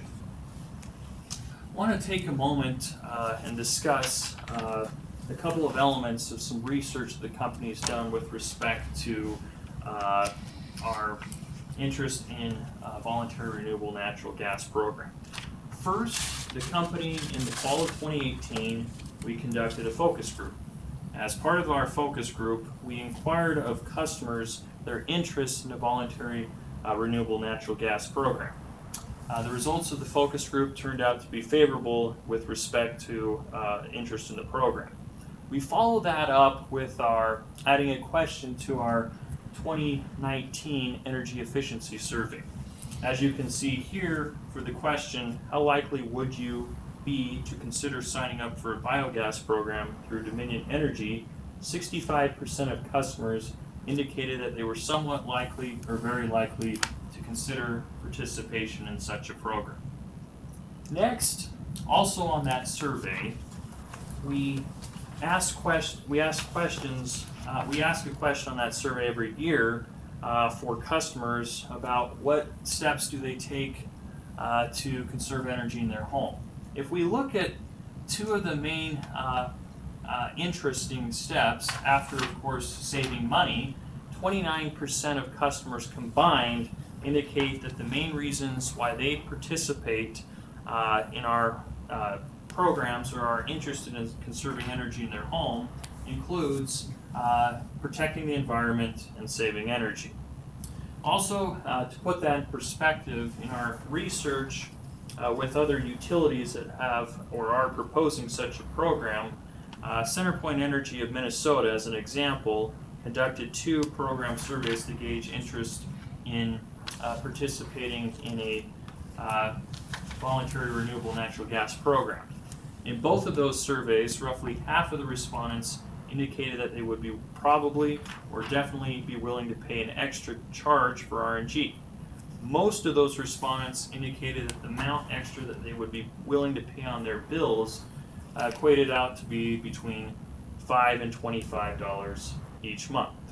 So for those programs, as we look to participate in this arena, we see that customers are frequently interested in supporting domestic energy production, interested in improving waste management, as well as creating a new source of jobs and for our farmers across the country.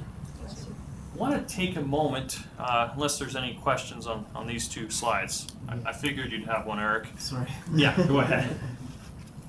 So I'm trying to correlate the answers to the questions. Yes. Did we ask where you came up with the 3,200 customers? Yes. Please permit me to get to that in just a moment, if you won't, if you don't mind. That was 17. Before Yeah. we ask, how'd you word your RFP when you don't know what sort of quantity to expect? I will also attempt to answer that in a little bit more detail as we get into our discussion. Our RFP is what was contingent upon commission approval, as well as we sought a great flexibility in the amount of dectherms that we would be buying from consumers. When I say dectherms, I mean green attributes. Okay.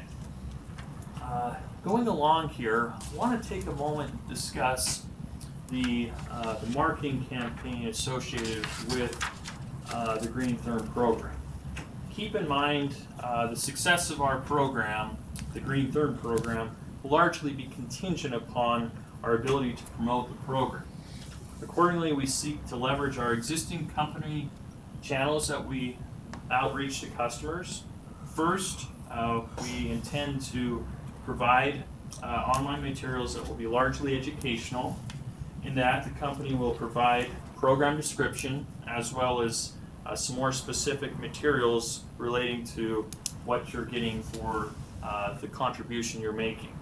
Second, we'll integrate our campaign with our customer care function at the organization. One such example may include when customers call in to switch service or apply for new service, that a question could be asked to such customers regarding the Green Therm campaign, educating customers on the Green Therm campaign, and inquiring if customers would be interested in participating in that effort. Third, we would seek to target customers through direct mail, which may include a billing insert in our monthly bill or a separate mailer or email to let customers know a little bit more about this program. Fourth, we will seek to promote the program through our existing community events, which may include events that we are already out in the community, such as fairs or home shows with our energy efficiency team, or alternatively operations or safety related events whereby we would inform customers about the program, as well as provide them, if they so choose, an option to participate. And fifth, we may look to connect with customers via mass media channel, which may include video or radio content informing customers about this program. Finally, we are looking to issue a marketing RFP for program support for this initiative. Keep in mind that the marketing RFP and all of these elements relating to marketing are contingent upon the commission approval. Now, I know in this question here, the office had a little bit more interest about, well, how are we going to talk about the benefits? So if you'll allow me to advance just one more slide, I'd like to talk about the benefits that we're going to discuss. If I could, Go ahead, Mike. quickly, Ted. I was just going to add, so we, in developing our marketing approach, we had some good conversations with Rocky Mountain Power, knowing that they have some long history in this, and so trying to gauge, what has been successful for you here in Utah in marketing the program. I would just highlight one of the things that one of the bullet points there, customer care. So Rocky Mountain Power indicated that I think as recently as a couple of years ago, 80% of their signups were coming through this customer care route. and that the additional 20% were coming from a third-party administrator. So at some point, they made a decision, hey, we're gonna go away from this third-party administrator, and we're just gonna go all internal in, doing the customer care side. So anyway, they recently, my understanding is they've transitioned to that, and anyway, they to their credit, they've been very helpful in this discussion. Good, well, let me ask you, since Ted doesn't want me to talk about that slide. Go ahead. I'm willing to steal his thunder. Go ahead, Mike. Obviously. I lost my mind. Oh, okay. So I don't know their program at all, but it looks like a lot of what Ted's describing here is almost hand in glove with Thermwise programs. Do you envision that as one program, or are the costs, the administrative costs, the billing inserts, all those things, are they financially and separated? Yeah, so it is a great question, and I am going to steal a little bit of Ted's thunder. He does have this in an upcoming slide, but yeah, we would envision this having this a clear dividing line. And you've already looked at all that, separate your accounts, administrative costs and all that? Yeah. Okay. Any other questions with respect to that? Okay. Let's talk a moment further about the benefits of the program. So in the marketing materials, our intent is to clearly identify the benefits of the program. As the program is yet to be approved, we have not created the specific marketing materials for participants. That being said, we would seek to identify the value proposition for our customers in signing up for the program. The marketing materials may include some of these following benefits. First and foremost, we see this as renewable energy, that by participating in this program, customers would be supporting renewable energy. Second, customers would be helping reduce greenhouse gas emissions. So we would identify more specifically, based off of the source of renewable natural gas that we're procuring, or the source of the green attribute, identify what that specific greenhouse gas emission reduction would be. Just as a general rule of thumb, and what we've seen in our research, roughly 40% or more carbon emissions take place, and when it comes to renewable natural gas, and in some cases, it can result in net negative emissions. Next, we'd also talk about the aspect of the fact that this is interchangeable, reliable, and fully compatible. So using RNG would have no bearing on one's furnace or water heater. And that's more specifically to the molecule than necessarily looking at the green attribute. But in any case, it would have no bearing on that aspect.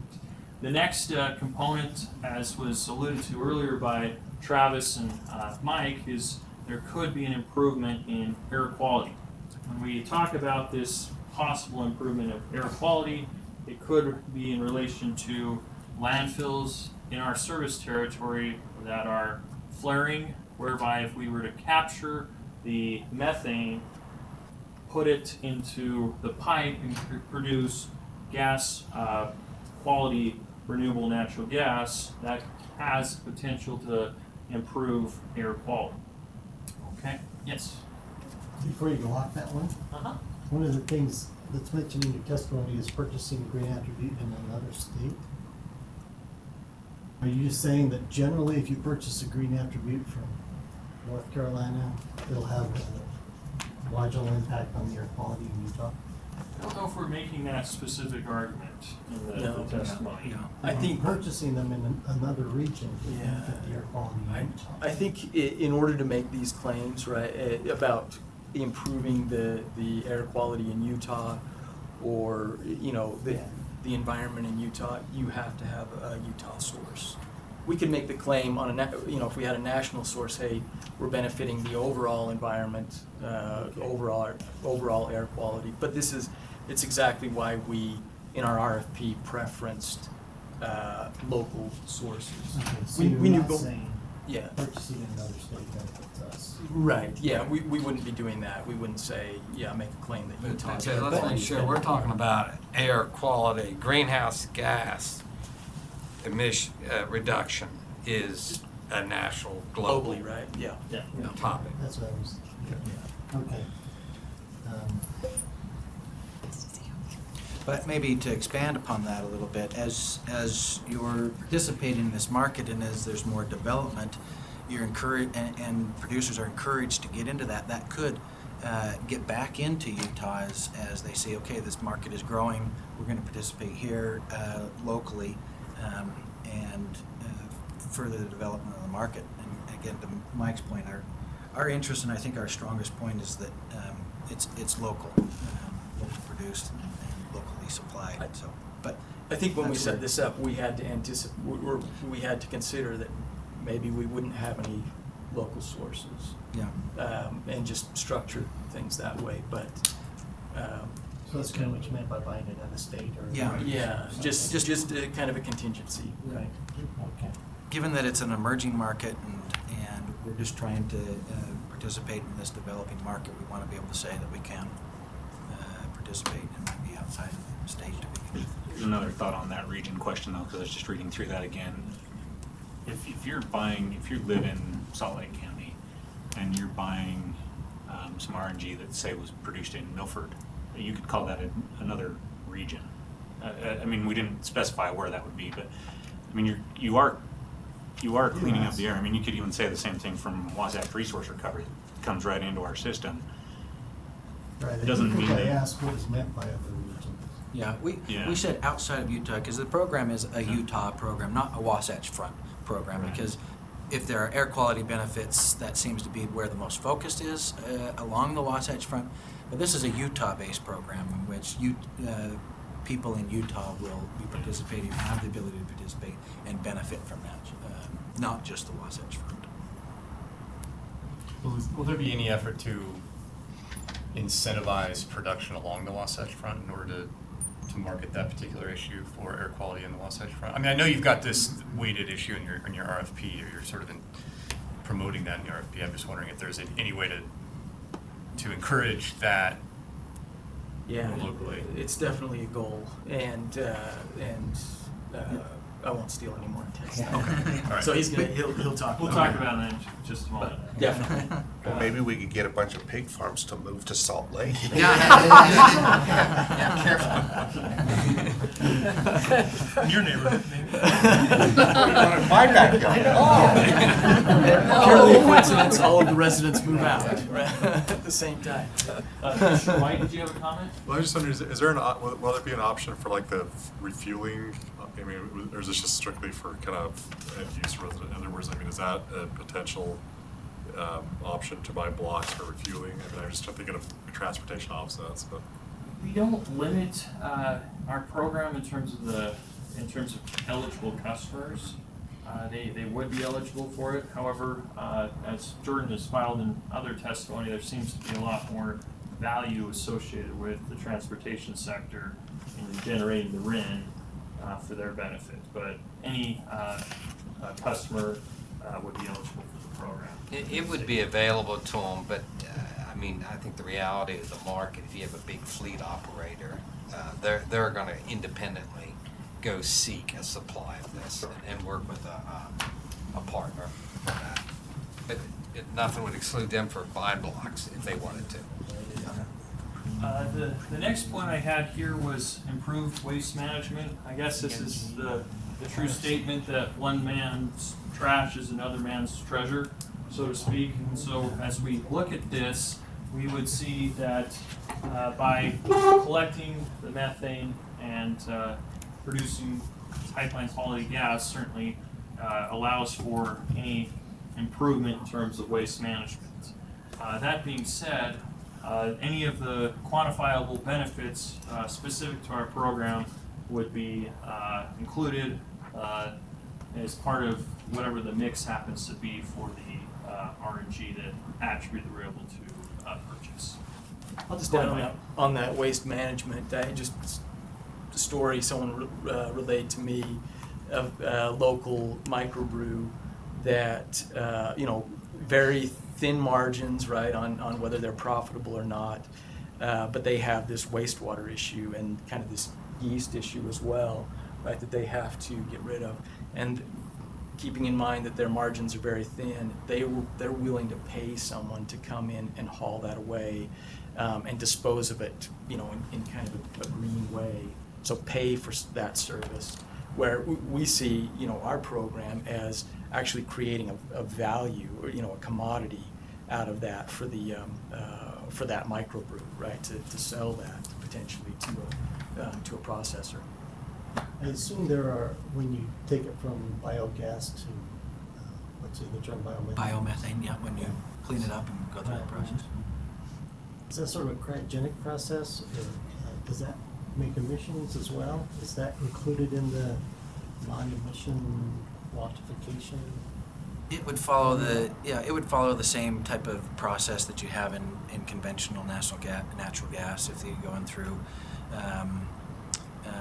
any type of cleaning process. If it's, I don't know if cryogenic would be involved in this, but whatever the standard traditional cleanup process would be. Are the benefits or are the emissions calculated into that? That's a pretty technical question.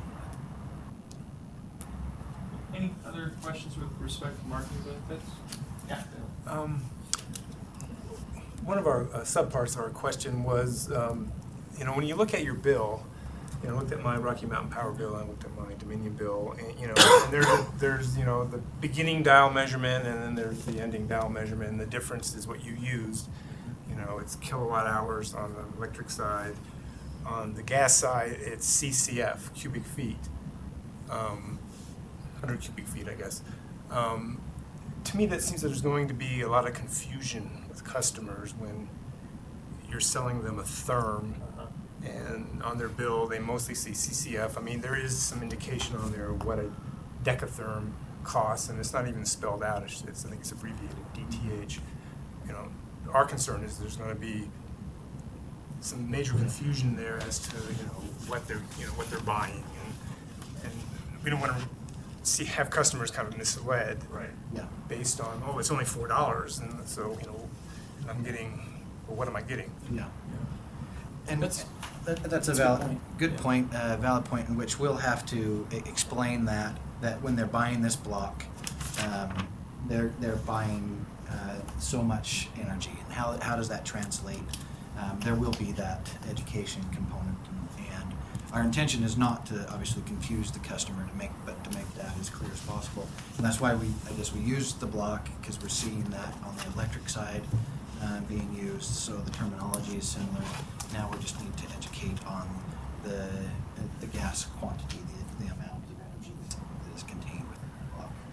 So it's something that we are concerned with. It seems the marketing of this program, that needs to be done well. So no, for sure. Yeah. There's marketing, education. Something we'd certainly be, open to having further discussions on. Right. Okay. I'd like to take a moment, as I think Eric already led us down this path in terms of the costs associated with the program. Sorry. All of the that's good. That's good. You're great. All of the costs associated with this program would be placed in a regulatory asset account, similar to the purchase gas adjustment or through the pass-through, except it'd be a separate sub-account. With that, we would classify appropriate accounting codes to track any relevant activity. These include activities such as the contributions, the purchase of the RNG attributes, administration or marketing costs associated with this program. Before you leave that. Yes. The second part of our question talks about the type of projects that would qualify for these funds. We wanted to know a little bit more about that. Usually who would say they're qualified, who would say they're not. Yeah. I've got an upcoming slide on that, Okay. so if I don't get to that one, Yeah. if I don't get to that, let me know, Eric, and we'll speak in a little bit more detail on that. for enrolled customers, there would be a line item highlighting their green contribution on the bill. First off, we want to thank this group for providing some feedback for us on the billing collection method for customers. For those of you who may have not been involved in that, in the fall 2018 discussion with regulators at our company offices, we initially proposed multiple approaches for gathering contributions from customers, including a flat rate charge and a percentage of sales. In that meeting, there seemed to be some confusion with respect to having multiple options of collecting funds for the same program. Also, in discussions with our billing department, they figured that would also complicate the programming for the program. So taking the feedback from both of those groups, we opted to pursue this one option for enrollment, or in other words, this price per block. So, as you can see here, and as I mentioned already, the company will add a line item to the bill for a green therm contribution. As part of this, enrolled customers can anticipate a fixed charge per month. We see this as averting changing amounts each month and providing better goals for them, not necessarily goals, but better transparency for them in understanding exactly what they're paying into this program. Alternative methods, as were articulated a little bit more by Travis previously, by other utilities, we felt would be a little bit more confusing, such as this percentage of sales, which would be dependent on your consumption each month. And the block rate we felt was the most transparent, best for budgeting, and most straightforward for customers. So the collaboration with stakeholders was the Thermwise meeting last fall? That was the Thermwise meeting last fall. Well, it wasn't a Thermwise meeting, we had a separate. It was a separate meeting. It was after the Thermwise meeting. We had a workshop. I wanna say. In October. I think, was it October I think Eric 31st? was there and John Harvey. Yeah, and- there was. Yeah. So it was outside, I think we first What it is messaged then. it in the Thermwise meeting, but held a subsequent. Subsequent workshop. I wanna say it was, was Halloween. October 30th. Yeah, it was or Halloween. 31st, yeah.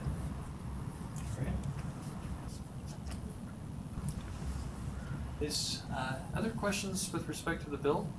Okay. And this is just an example. This is what that would look like. This isn't Hardstone. So as we've talked about, what is the messaging and how do we represent that to the customer so that we don't create confusion. This is an example of how that would look. It would have that $4 charge, but we would need to provide some additional description. So me as a customer, if I signed up for this, what I would want to know is, okay, what did my $4 buy me? Like we've talked about already today. Is there going to be somewhere or some sort of an accounting given to the customer that says, you purchased a total, say annually, I'm just thinking monthly, annually, periodically, you purchased this many decatherms or however many units, and this is how many of those units came through your green therm program. Right. So I can say, oh, well, my $4 a month purchased 10% of my gas that way, or 4% of my gas that way, or it grew from 4% last year to 12% this year. Oh, that's pretty good. Is there something like that going to be? Absolutely. In the filing, we have proposed, like you also see with the Blue Sky program, an annual correspondence with consumers or participants, such that they would see, this is how many blocks I bought, and this is the impact of those blocks. The intent would be that this would be distributed to them on an annual basis so they can see specifically the impact that they are having. So, to add a little bit more detail, right? The initial any initial marketing would say, this is what you could, for your $4 contribution, this is what you would expect, and then we would also have communication, an annual or is it quarterly? Annual communication to those participants on exactly what you were saying, Jeff, what they bought. Yeah. Right. You definitely want that, I think, so people can see kind of an end goal, kind of a bigger picture. What is it that we purchased? Part of the success of these programs is that we found as we look at both electric and natural gas nationally is just recognition, right, and also keeping those participants informed of what's going on, being transparent. Well, if my $4 is buying a therm, and it's like, say now my $4 is buying a half a therm, it's like, I get to the point, it's like, well, this isn't mattering one way or the other. But then if it's going, my $4 is buying a therm, and now it's buying 4 therms or 10 therms, it's like, oh, well, maybe if I increase that to $8, I'm really making a difference, you know? I'm moving more towards, I can feel even better about myself as opposed to, it doesn't matter at all, why am I even doing this? Kind of a thing. No, I think you're right. Yeah, you have to communicate what customers are getting and what kind of environmental impact they're having. And so, yeah, we would certainly look to do that. This next slide probably won't have any. I would say outside the bill, I think it'd be separate kind of communications about the program. This would just tell you, kind of what you're being charged, but we would be Kind of an annual accounting of this is, Yeah. or an annual reconciliation of this is what you did, and this is about how much of what you did was this. And I think, something you said strikes me as just a great idea, right? If you have a participant over a long period of time, I think it'd be a great thing to show, hey, you started out at 1 therm for your $4, and 3 or 4 years in, hey, I'm getting now, 10 therms or 12 therms, whatever, right? I think it'd be great to be able to show that history to a participant. And if you couple that with here's what percentage of your usage this now buys, I think that will be the most useful thing. The number of therms I think will be meaningless. Most people don't make them do that. Don't make them do the math. Thank you for your feedback on this slide here. This next slide probably won't have any questions. In looking at this, this next slide gives a little bit more of a accounting with respect to program participation and a cost forecast. Just wanted to note that our forecast here is based off of 4 predominant criteria. The first was the interest from customers. The division notes we are anticipating around 3,000 in our illustrative example, following 12 months of program operation. Please note that in that estimate, we feel it's a fairly conservative estimate considering interest expressed from customers on our energy efficiency survey. The 3,000 customers is also based off of participation that other similarly placed natural gas utilities are seeing. One way to think of the 3,000 is if you go back to an earlier slide I presented, was 29% of customers on the energy efficiency survey seem to be participating in our programs due to either interest in saving energy or protecting the environment. And if we were to group those together and consider those customers as environmentally minded consumers, if the company were able to convert roughly 1% of those, we would roughly see 3,000 customers in our participation for the first year. The mix of participants also could have varying effect on the demands for the RNG attributes.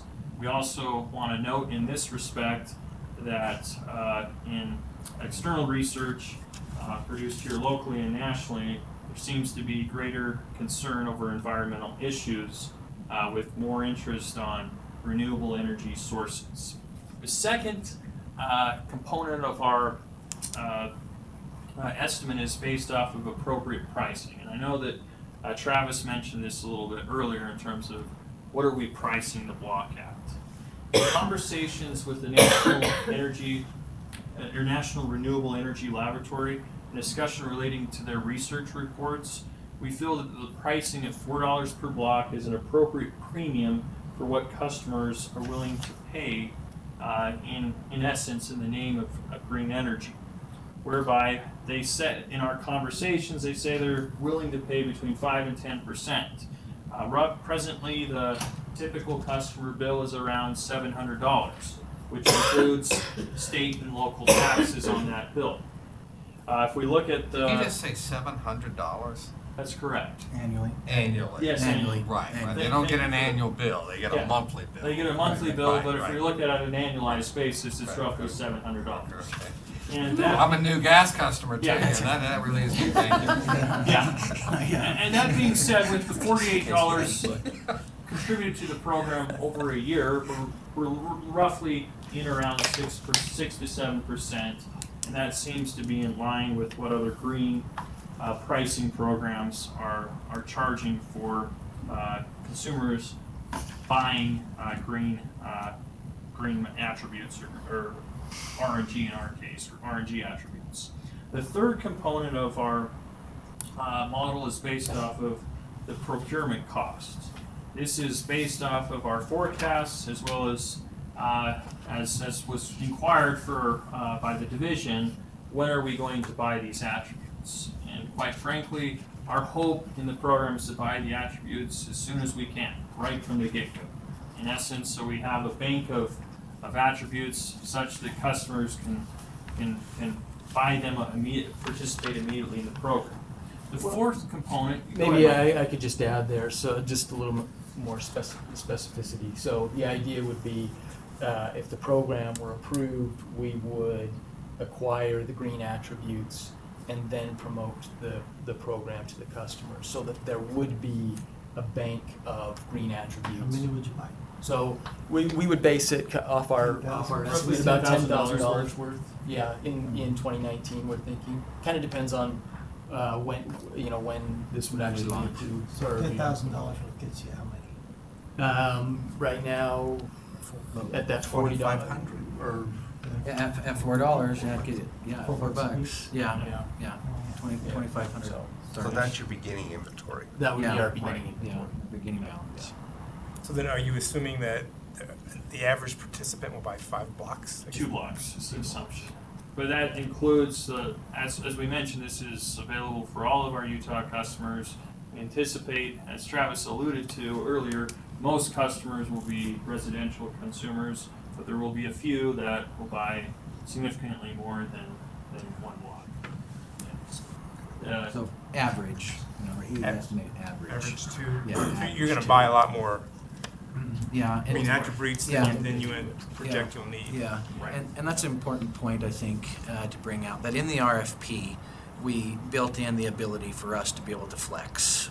So there are tranches in quantities in which, so as we see more participation, that's great. We also have within the RFP the ability to then purchase more as it grows. What was your comment? I didn't mean to interrupt. No, sorry.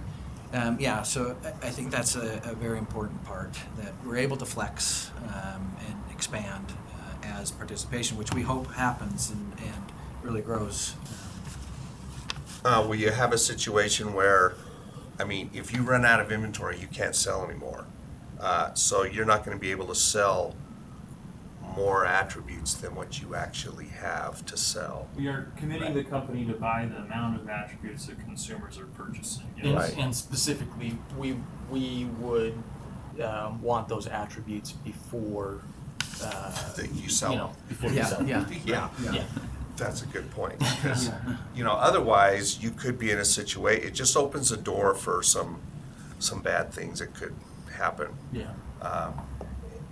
Because some programs that are somewhat similar to this, they become fully subscribed, and then nobody else can subscribe to it until there's room for them. So there's got to be some controls on that upper end, otherwise human nature could go bad. Yeah. Right. So on the RFPs, do you have it written that you'll buy them as demanded, or monthly, or annually? Or what's your supply source guaranteeing you? At this point, we're still under discussion with the respondents to the RFP, and we'll have more on that when So, decided, so yeah. then, okay. But Yeah, I would say that we'd be flexible. I think it's safe to say we can get. You can get what We you can need. get what we, yeah. Yeah. Do you have a price yet from them? We have prices from them. The RFP has closed, and so we know the price ranges. We are still in the process of selecting, evaluating, making the final selection. So we can't at this point reveal that. But yeah, there are.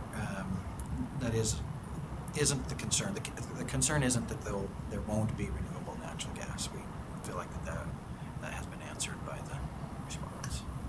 Go ahead, Brenda. So Rocky Mountain Power has a guaranteed, based on how many not subscribe, it's not a subscriber, but they buy the blocks. So Rocky Mountain Power has to guarantee that they will purchase that many blocks within that year. But they do have a leeway over into 3 months into the second year, just to make sure the end use, make sure they cover it all. Are you looking at something like that to make sure that you cover all of the blocks purchased? So from an accounting standpoint, we would definitely want to make sure there's a reconciliation component in which we have purchased all of the blocks that have been paid for. I believe in the tariff filing, we say that we would purchase them within 2 years. So you would, theoretically, we would give ourselves time to be able to say, this is how much we have to have. We need to go out and purchase more if there's more demand than we anticipate. But we're looking at it the other way, that we're going to have enough in the bank. Yeah. If you're giving yourself 2 years, does that make it confusing for, so 2019 you purchased this many and then you gave yourself time over into 2020, and then you're buying for 2020, but then you're going to buy for 2020 and 2021? Yeah. Shouldn't it be more of a cutoff that you can actually? Yeah, and we would have it on an annual basis. So yeah, the cutoff would be as we're designing it, the 12 months. We would give ourselves that little leeway to be able to say, okay, for this 12 months we had so many blocks that we need to purchase. We didn't have enough, so let's make sure that we reconcile that for the next period. And they do kind of roll that over too, but yeah, it's good to have something set so you can kind of say, so it's not carried. Yeah, we definitely don't want to get into that where you're behind that. Right. So yeah, calendar period, and then just a few months to reconcile. Great. The only other thing that I may have not mentioned is one of the other considerations that we've taken into consideration with respect to our forecast deals with the one-time startup costs that we'll get into in a little bit more on the next slide. But that being said, as the program, as we are expecting the program to grow and participation to come online, we are hopeful that we're not only hopeful, but we're confident that we're able to lessen the impact of marketing and administration on the overall budget of the program. And maybe I can just add, go ahead. I was just gonna add, we feel confident in our participation estimates. In fact, I would say we feel like we can exceed those. I think a couple of the things that give us that confidence, we, again, talking about Rocky Mountain Power and how helpful they've been, you know, they've got 45,000 participants. They've actually offered to market our program to their participants, to their 45,000 participants. So that's a potential source we could tap. And then also we have, through the Thermwise programs, voluntary participants in our energy comparison report. So people that just sign up, they want to be, they want their usage compared to their neighbors. Well, bragging rights. Yes. Yeah, they're tracking themselves, they're monitoring and so themselves. we think that's a prime group to market this program to as well. So, and that's pretty substantial. So question 30 we asked, what if it all falls through? Who's going to cover the costs? Yeah, that's a great question, and obviously we are not anticipating this failing. here on this slide or? Next slide. Next slide, okay. You know, you make it tough to have me Yeah. answer question 30 in 3 slides. Yes. There's so much overlap, right? Yeah. Ask But, about. but let me maybe, I will still, some of the thunder. The company is going to be methodical. The company is going to not go out of the gates just spending money. We're going to be calculated based upon the participation that we're seeing. We're not going to overextend this program and get ourselves into a position in which we've got this big balance. We are going to be very strategic in the process because we don't want to be in a position where if something did go, that we're unable to collect those funds back. So Well, So it won't happen. And maybe I can be Yeah. a little more specific on that. So, the way we view this is the program would be very, the administrative costs would kind of ramp up as we got participation. So variable costs. If the participation doesn't materialize, then the administrative costs don't materialize. We would have purchased the gas, the renewable attributes, sorry. But I will say, so our thought is, say the participation didn't materialize, those renewable attributes have value in the transportation sector. So we would go through the process of getting the RINs for that, to be able to use those in the transportation sector, and then liquidate those. And the differential should be enough to cover whatever variable costs may have been incurred. yeah. So But we you're don't plan on that anticipating- happening.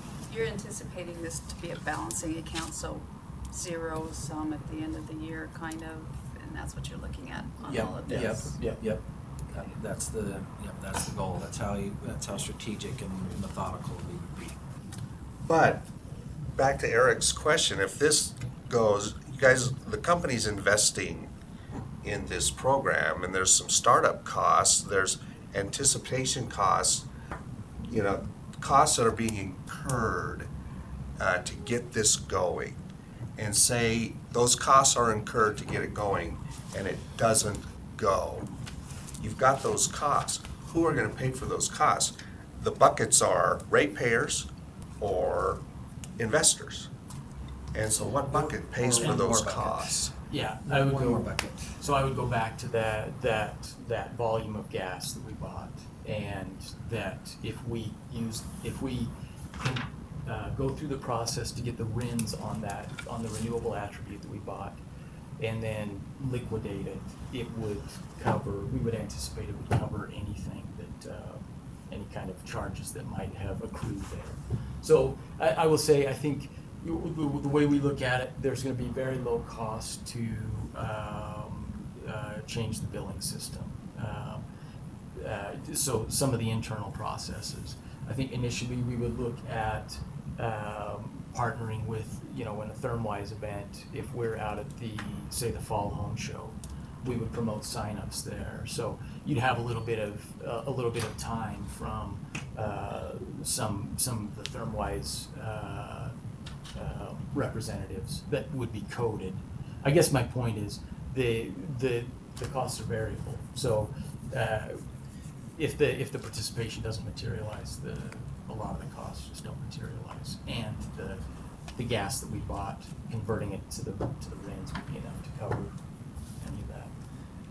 And the third participant group that you mentioned is the voluntary group, of which when we've designed this $4 block covers that cost. And so we're in, But those, that's doing it, and that $4 group decides, I'm not giving you any money. They don't materialize it. It doesn't go there. So you don't have that bucket. That's the bucket that doesn't materialize. Yeah. And you've got these other costs that now have to be, they've been incurred. They gotta be paid. Right. Or they have been paid. And so Yeah. who ends And up that's- bearing and that's what I'm that sa- cost and- under Yeah, and that's what I'm that saying, hypothetical situation? So say for example, right, the administrative costs we incur to get the billing system in place, and some of those things we need early on, right? Say that comes to $10,000. We bought $10,000 in renewable natural gas, or in the renewable attributes. if we were to liquidate those, it would cover not only the cost of that gas, but also of the administrative cost as well. So we're anticipating that you could, that if it came to that, which we certainly don't believe it will, but if no one participated, we could get out and nobody would bear it. There's a marketable asset. Sure, and I think Jeff's point is there's a factual scenario that's not terribly unlikely where the administrative costs outstrip the value of those green attributes that you could sell to California if you're not selling them here, and you might just not be able to make it up. Right. And what do you do with those costs? And that's the thing. I think to that question or to that point, right? We're not going to, ramp up television marketing or a lot of those expensive things. We would look to do that in the beginning. We would look to do low cost, kind of variable cost options to keep our costs very low. Yeah. Well, and in addition, that we would have routine and transparent information to the commission. I mean, we're going to be transparent on the journey. Our goal, we certainly want everyone to be made whole. So I think to Brett's point, right, we would be upfront with regulators on what's going on, kind of the state of the balance there, and the participants and our expenses. So. Yeah, I think at some point you guys are going to need to answer the question under the hypothetical that there are these extra costs and you can't liquidate enough RINs to pay for it. Who picks up that tab? Whether you're prepared to do it today or not. I think that's a fair question. Yeah. I think we need to. I think that's something we need to consider and maybe meet with the parties as we kind of work through this docket. Sorry, Ted, but I need you to go back one slide. We had several questions on there, and I don't think I got the answers. Let's go through them. Distinctly enough. You're talking about the money that you get from the customers will be used to purchase the green gas or conventional gas, fund projects to promote RNG, fund projects designed to promote energy efficiency, which is kind of what your group does now, and cover administrative costs. Do you have some sort of ratios or figures or something to show where you expect this money to go? As you can see here, for the first year, we anticipate that the ratio for the green attributes relative to the actual collections, meaning that we will actually buy more green attributes than what we would collect from customers. So that would exceed 100% of the collections. Now, in terms of your latter question with respect to these projects, we don't anticipate having any of these projects online or even ready to go until 2023. Now, I do have a discussion point on that in a later slide on those respective projects.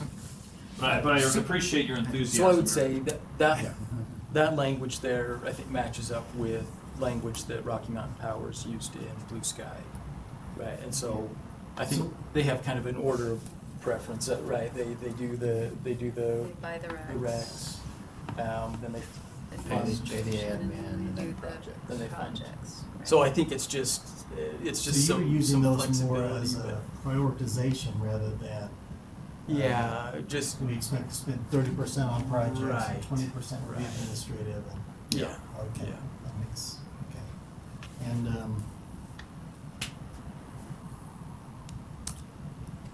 we talked about that one.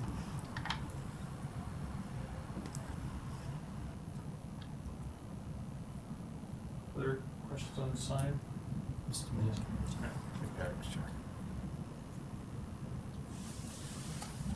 Okay, so pretty much the answer to all those questions is we don't have exact estimates for the future as to what we're going to spend on these other parts of the projects.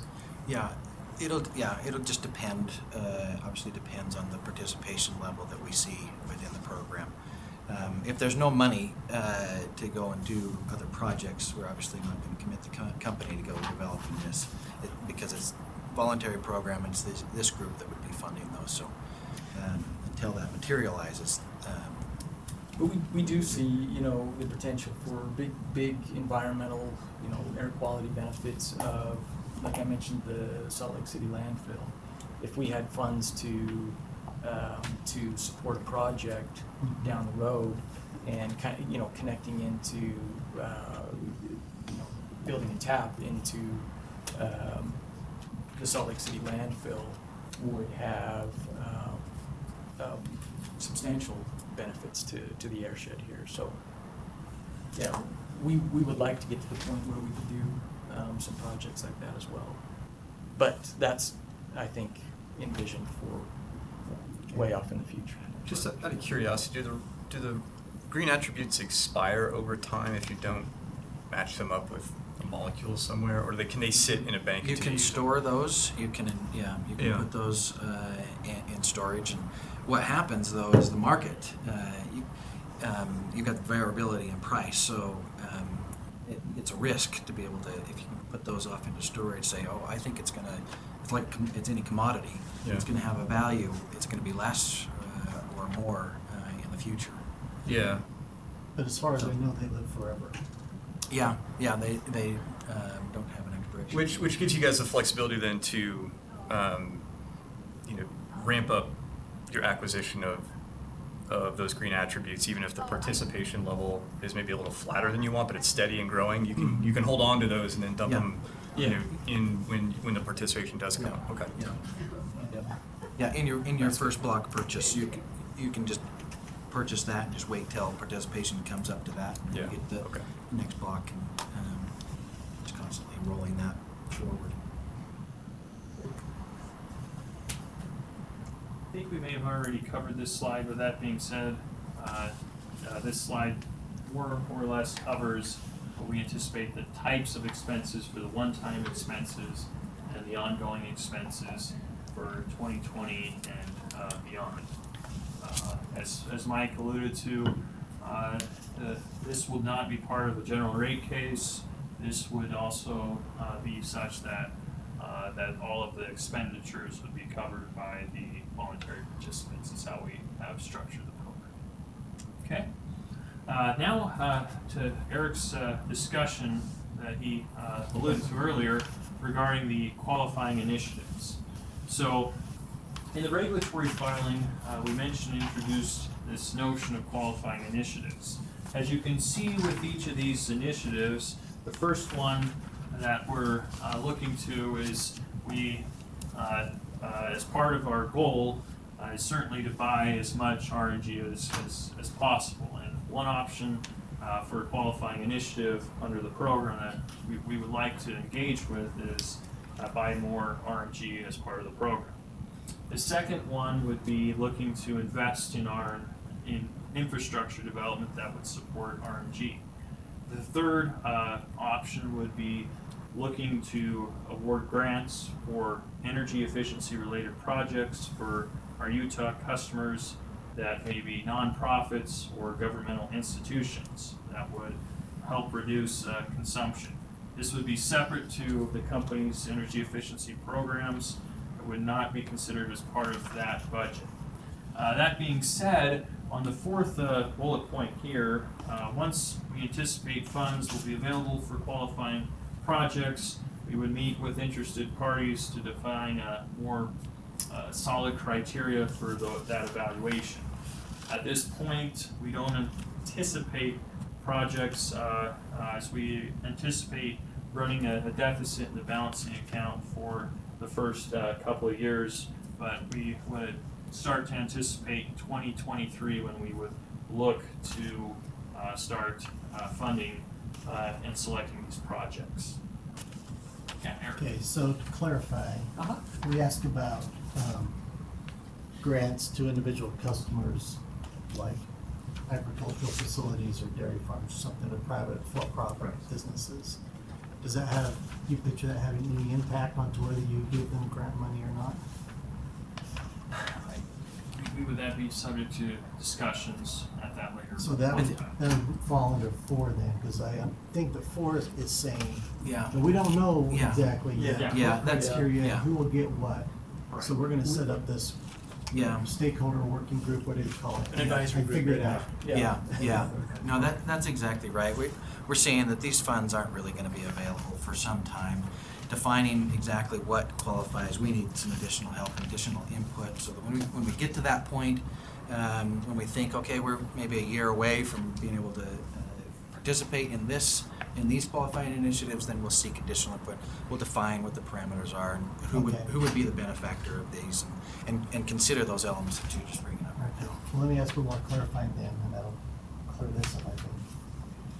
It also says that the project grants will be used for energy efficiency projects. How does that overlap with your current thermalize? And so what I would use on that example, I guess again, is Rocky Mountain Power. So I think they did, through Blue Sky, they did they must have had a balance of funds available. And I think they upgraded a school in Juab County or something like this. Is ring a bell? They have various projects. They and They do did. like a bid proposal from Yeah. outside, like Bluffdale Fire Department put in their bid to have their solar panels put on the So they did the roof. solar and they just. So they do different projects. I think with the these reason it's in additional there funds. is if there's additional funds, right, we get into the situation where, you know. Your cash heavy. Yeah, so it's just an option, right? It's nothing that.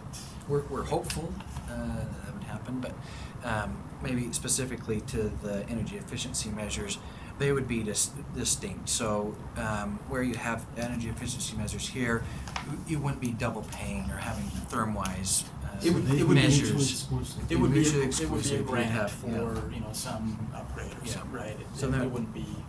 they're not dipping twice into the Yeah, bucket right. of this and then the therm-wise program would allow that to happen.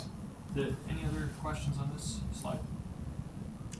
Okay, I'd like to take a moment and talk about the supply as we've alluded to a lot about this earlier. To give you a little bit more details about this RFP that we've mentioned. This was filed concurrently with the filing that was sent to the Regulatory Commission, to the Public Service Commission. We distributed this to 7 suppliers. In this, we requested only to buy the green attributes as has been mentioned. And our predominant evaluation criteria has been focused on 3 items. The price of the attribute, the location of the supply, obviously with the preference towards Utah, and then the flexibility of the volumes. At this point, we're still evaluating responses, and we hope to have selection made fairly soon, and hope to be able to provide you with more detail on that as well. Did you get a response from all 7 that you distributed to? I can't disclose, Okay. Jen can tell me if I can disclose it, but I can't disclose who's responded yet, sorry. Okay. Okay. Yeah. More than you maybe can't disclose. Okay, well, anyway. The Ask attorney's it here to tell us anyway. what we can say. Did you send this to biogas producers? We sent it to biogas producers as well as gas marketers. Gas marketers, not Yes. gas producers. Yes. So,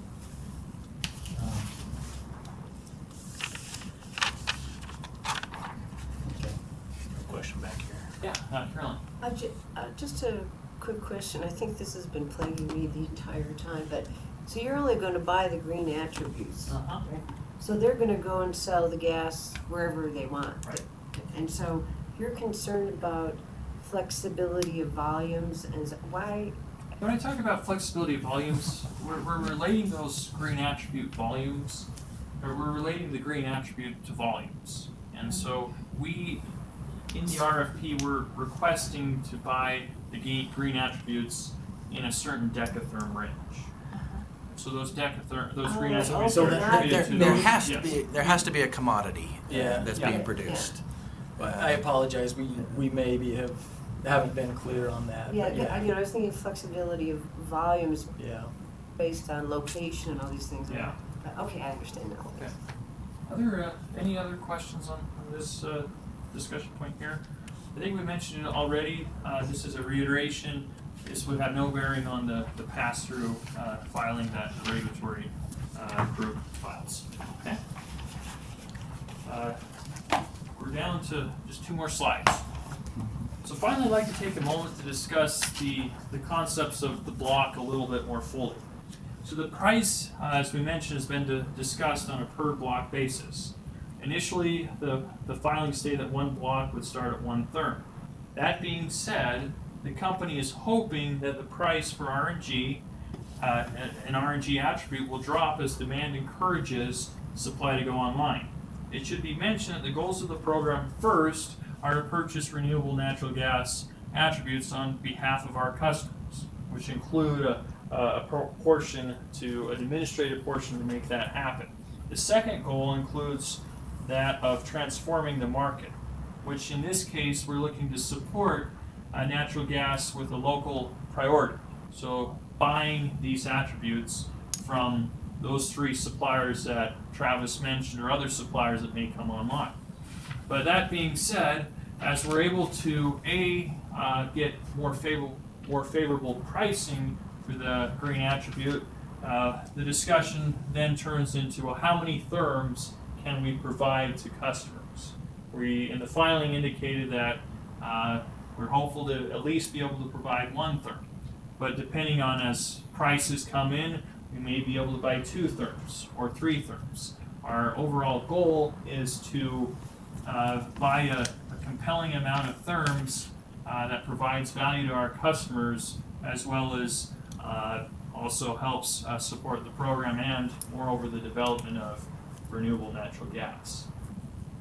Any questions at all on this one? Finally, before I open it up to questions, which there have been a few questions over the course of our discussion today, I thank you for all of those questions beforehand. There was a discussion point from the office about the trademark, Green Therm. We have, in communication with our attorneys, they're telling us that we can use the Green Therm name, mainly because the other trademark for Green Therm is registered in a different industry. It's the classification that they're indicating that will work for us. The office had identified the water heater. Was it a Bosch? Bosch, tankless tankless water water heater. heaters. And we'd seen that as well, but to Ted's point, the legal opinion is that we're okay. Well, not just the legal opinion, we have registered it under a trademark. Yeah. It is not a registered trademark, that's the next step, but we have procured Green Therm as our trademark. With that, we'll open up for any other questions or discussion points. So when you buy these, sorry. Go ahead. Yeah. When you buy the attributes, you will retire them based on how many people subscribe to one. Yeah, yeah. Just the, okay. Yep, that'll be So they will be retired, it's not something that you're just gonna Nope. leave in the bank? Yeah, So you- that'll be a book entry that happens. It Okay. removes those once they're purchased. Yep, so you can't just recycle those. Right. Recycle those through. I think I missed the discussion about who is working on a way of validating these. So there is the Center for, what did I say the entity's name? Hand me that. Yeah. So the group that does green heat for the on the electric Yeah, side. that we know is doing research to further this. Look at the, is that what I? That's what you said. Okay, the Center for Resource Use. for a little while. So that's the long-term play, right? And then the initial phase would be through the contract. So, Send me an email and I'll try to remember to give you more. Okay. Yeah, I certainly hope there never gets to be a question. Yeah. Yeah, yep. Right. Yep. No, that would be a problem. But I have great hope for this. I've been really, really concerned, all of the stuff about how climate change is right on our doorstep. And I really want a new solution, and this seems like one. figure out how to capture that methane from those mines and market that, figure out how to capture the methane from out in Uinta Basin and market that, because there's a lot of methane getting loose right now. Yeah. Thank you, guys. Yeah, it's one you. of many solutions that we're trying to be participating No, in. So it's- thank it's you. We'd like to welcome the first 15 to the program.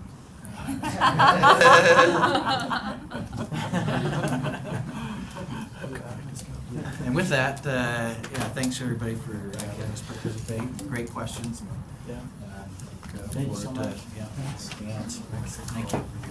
Thank you.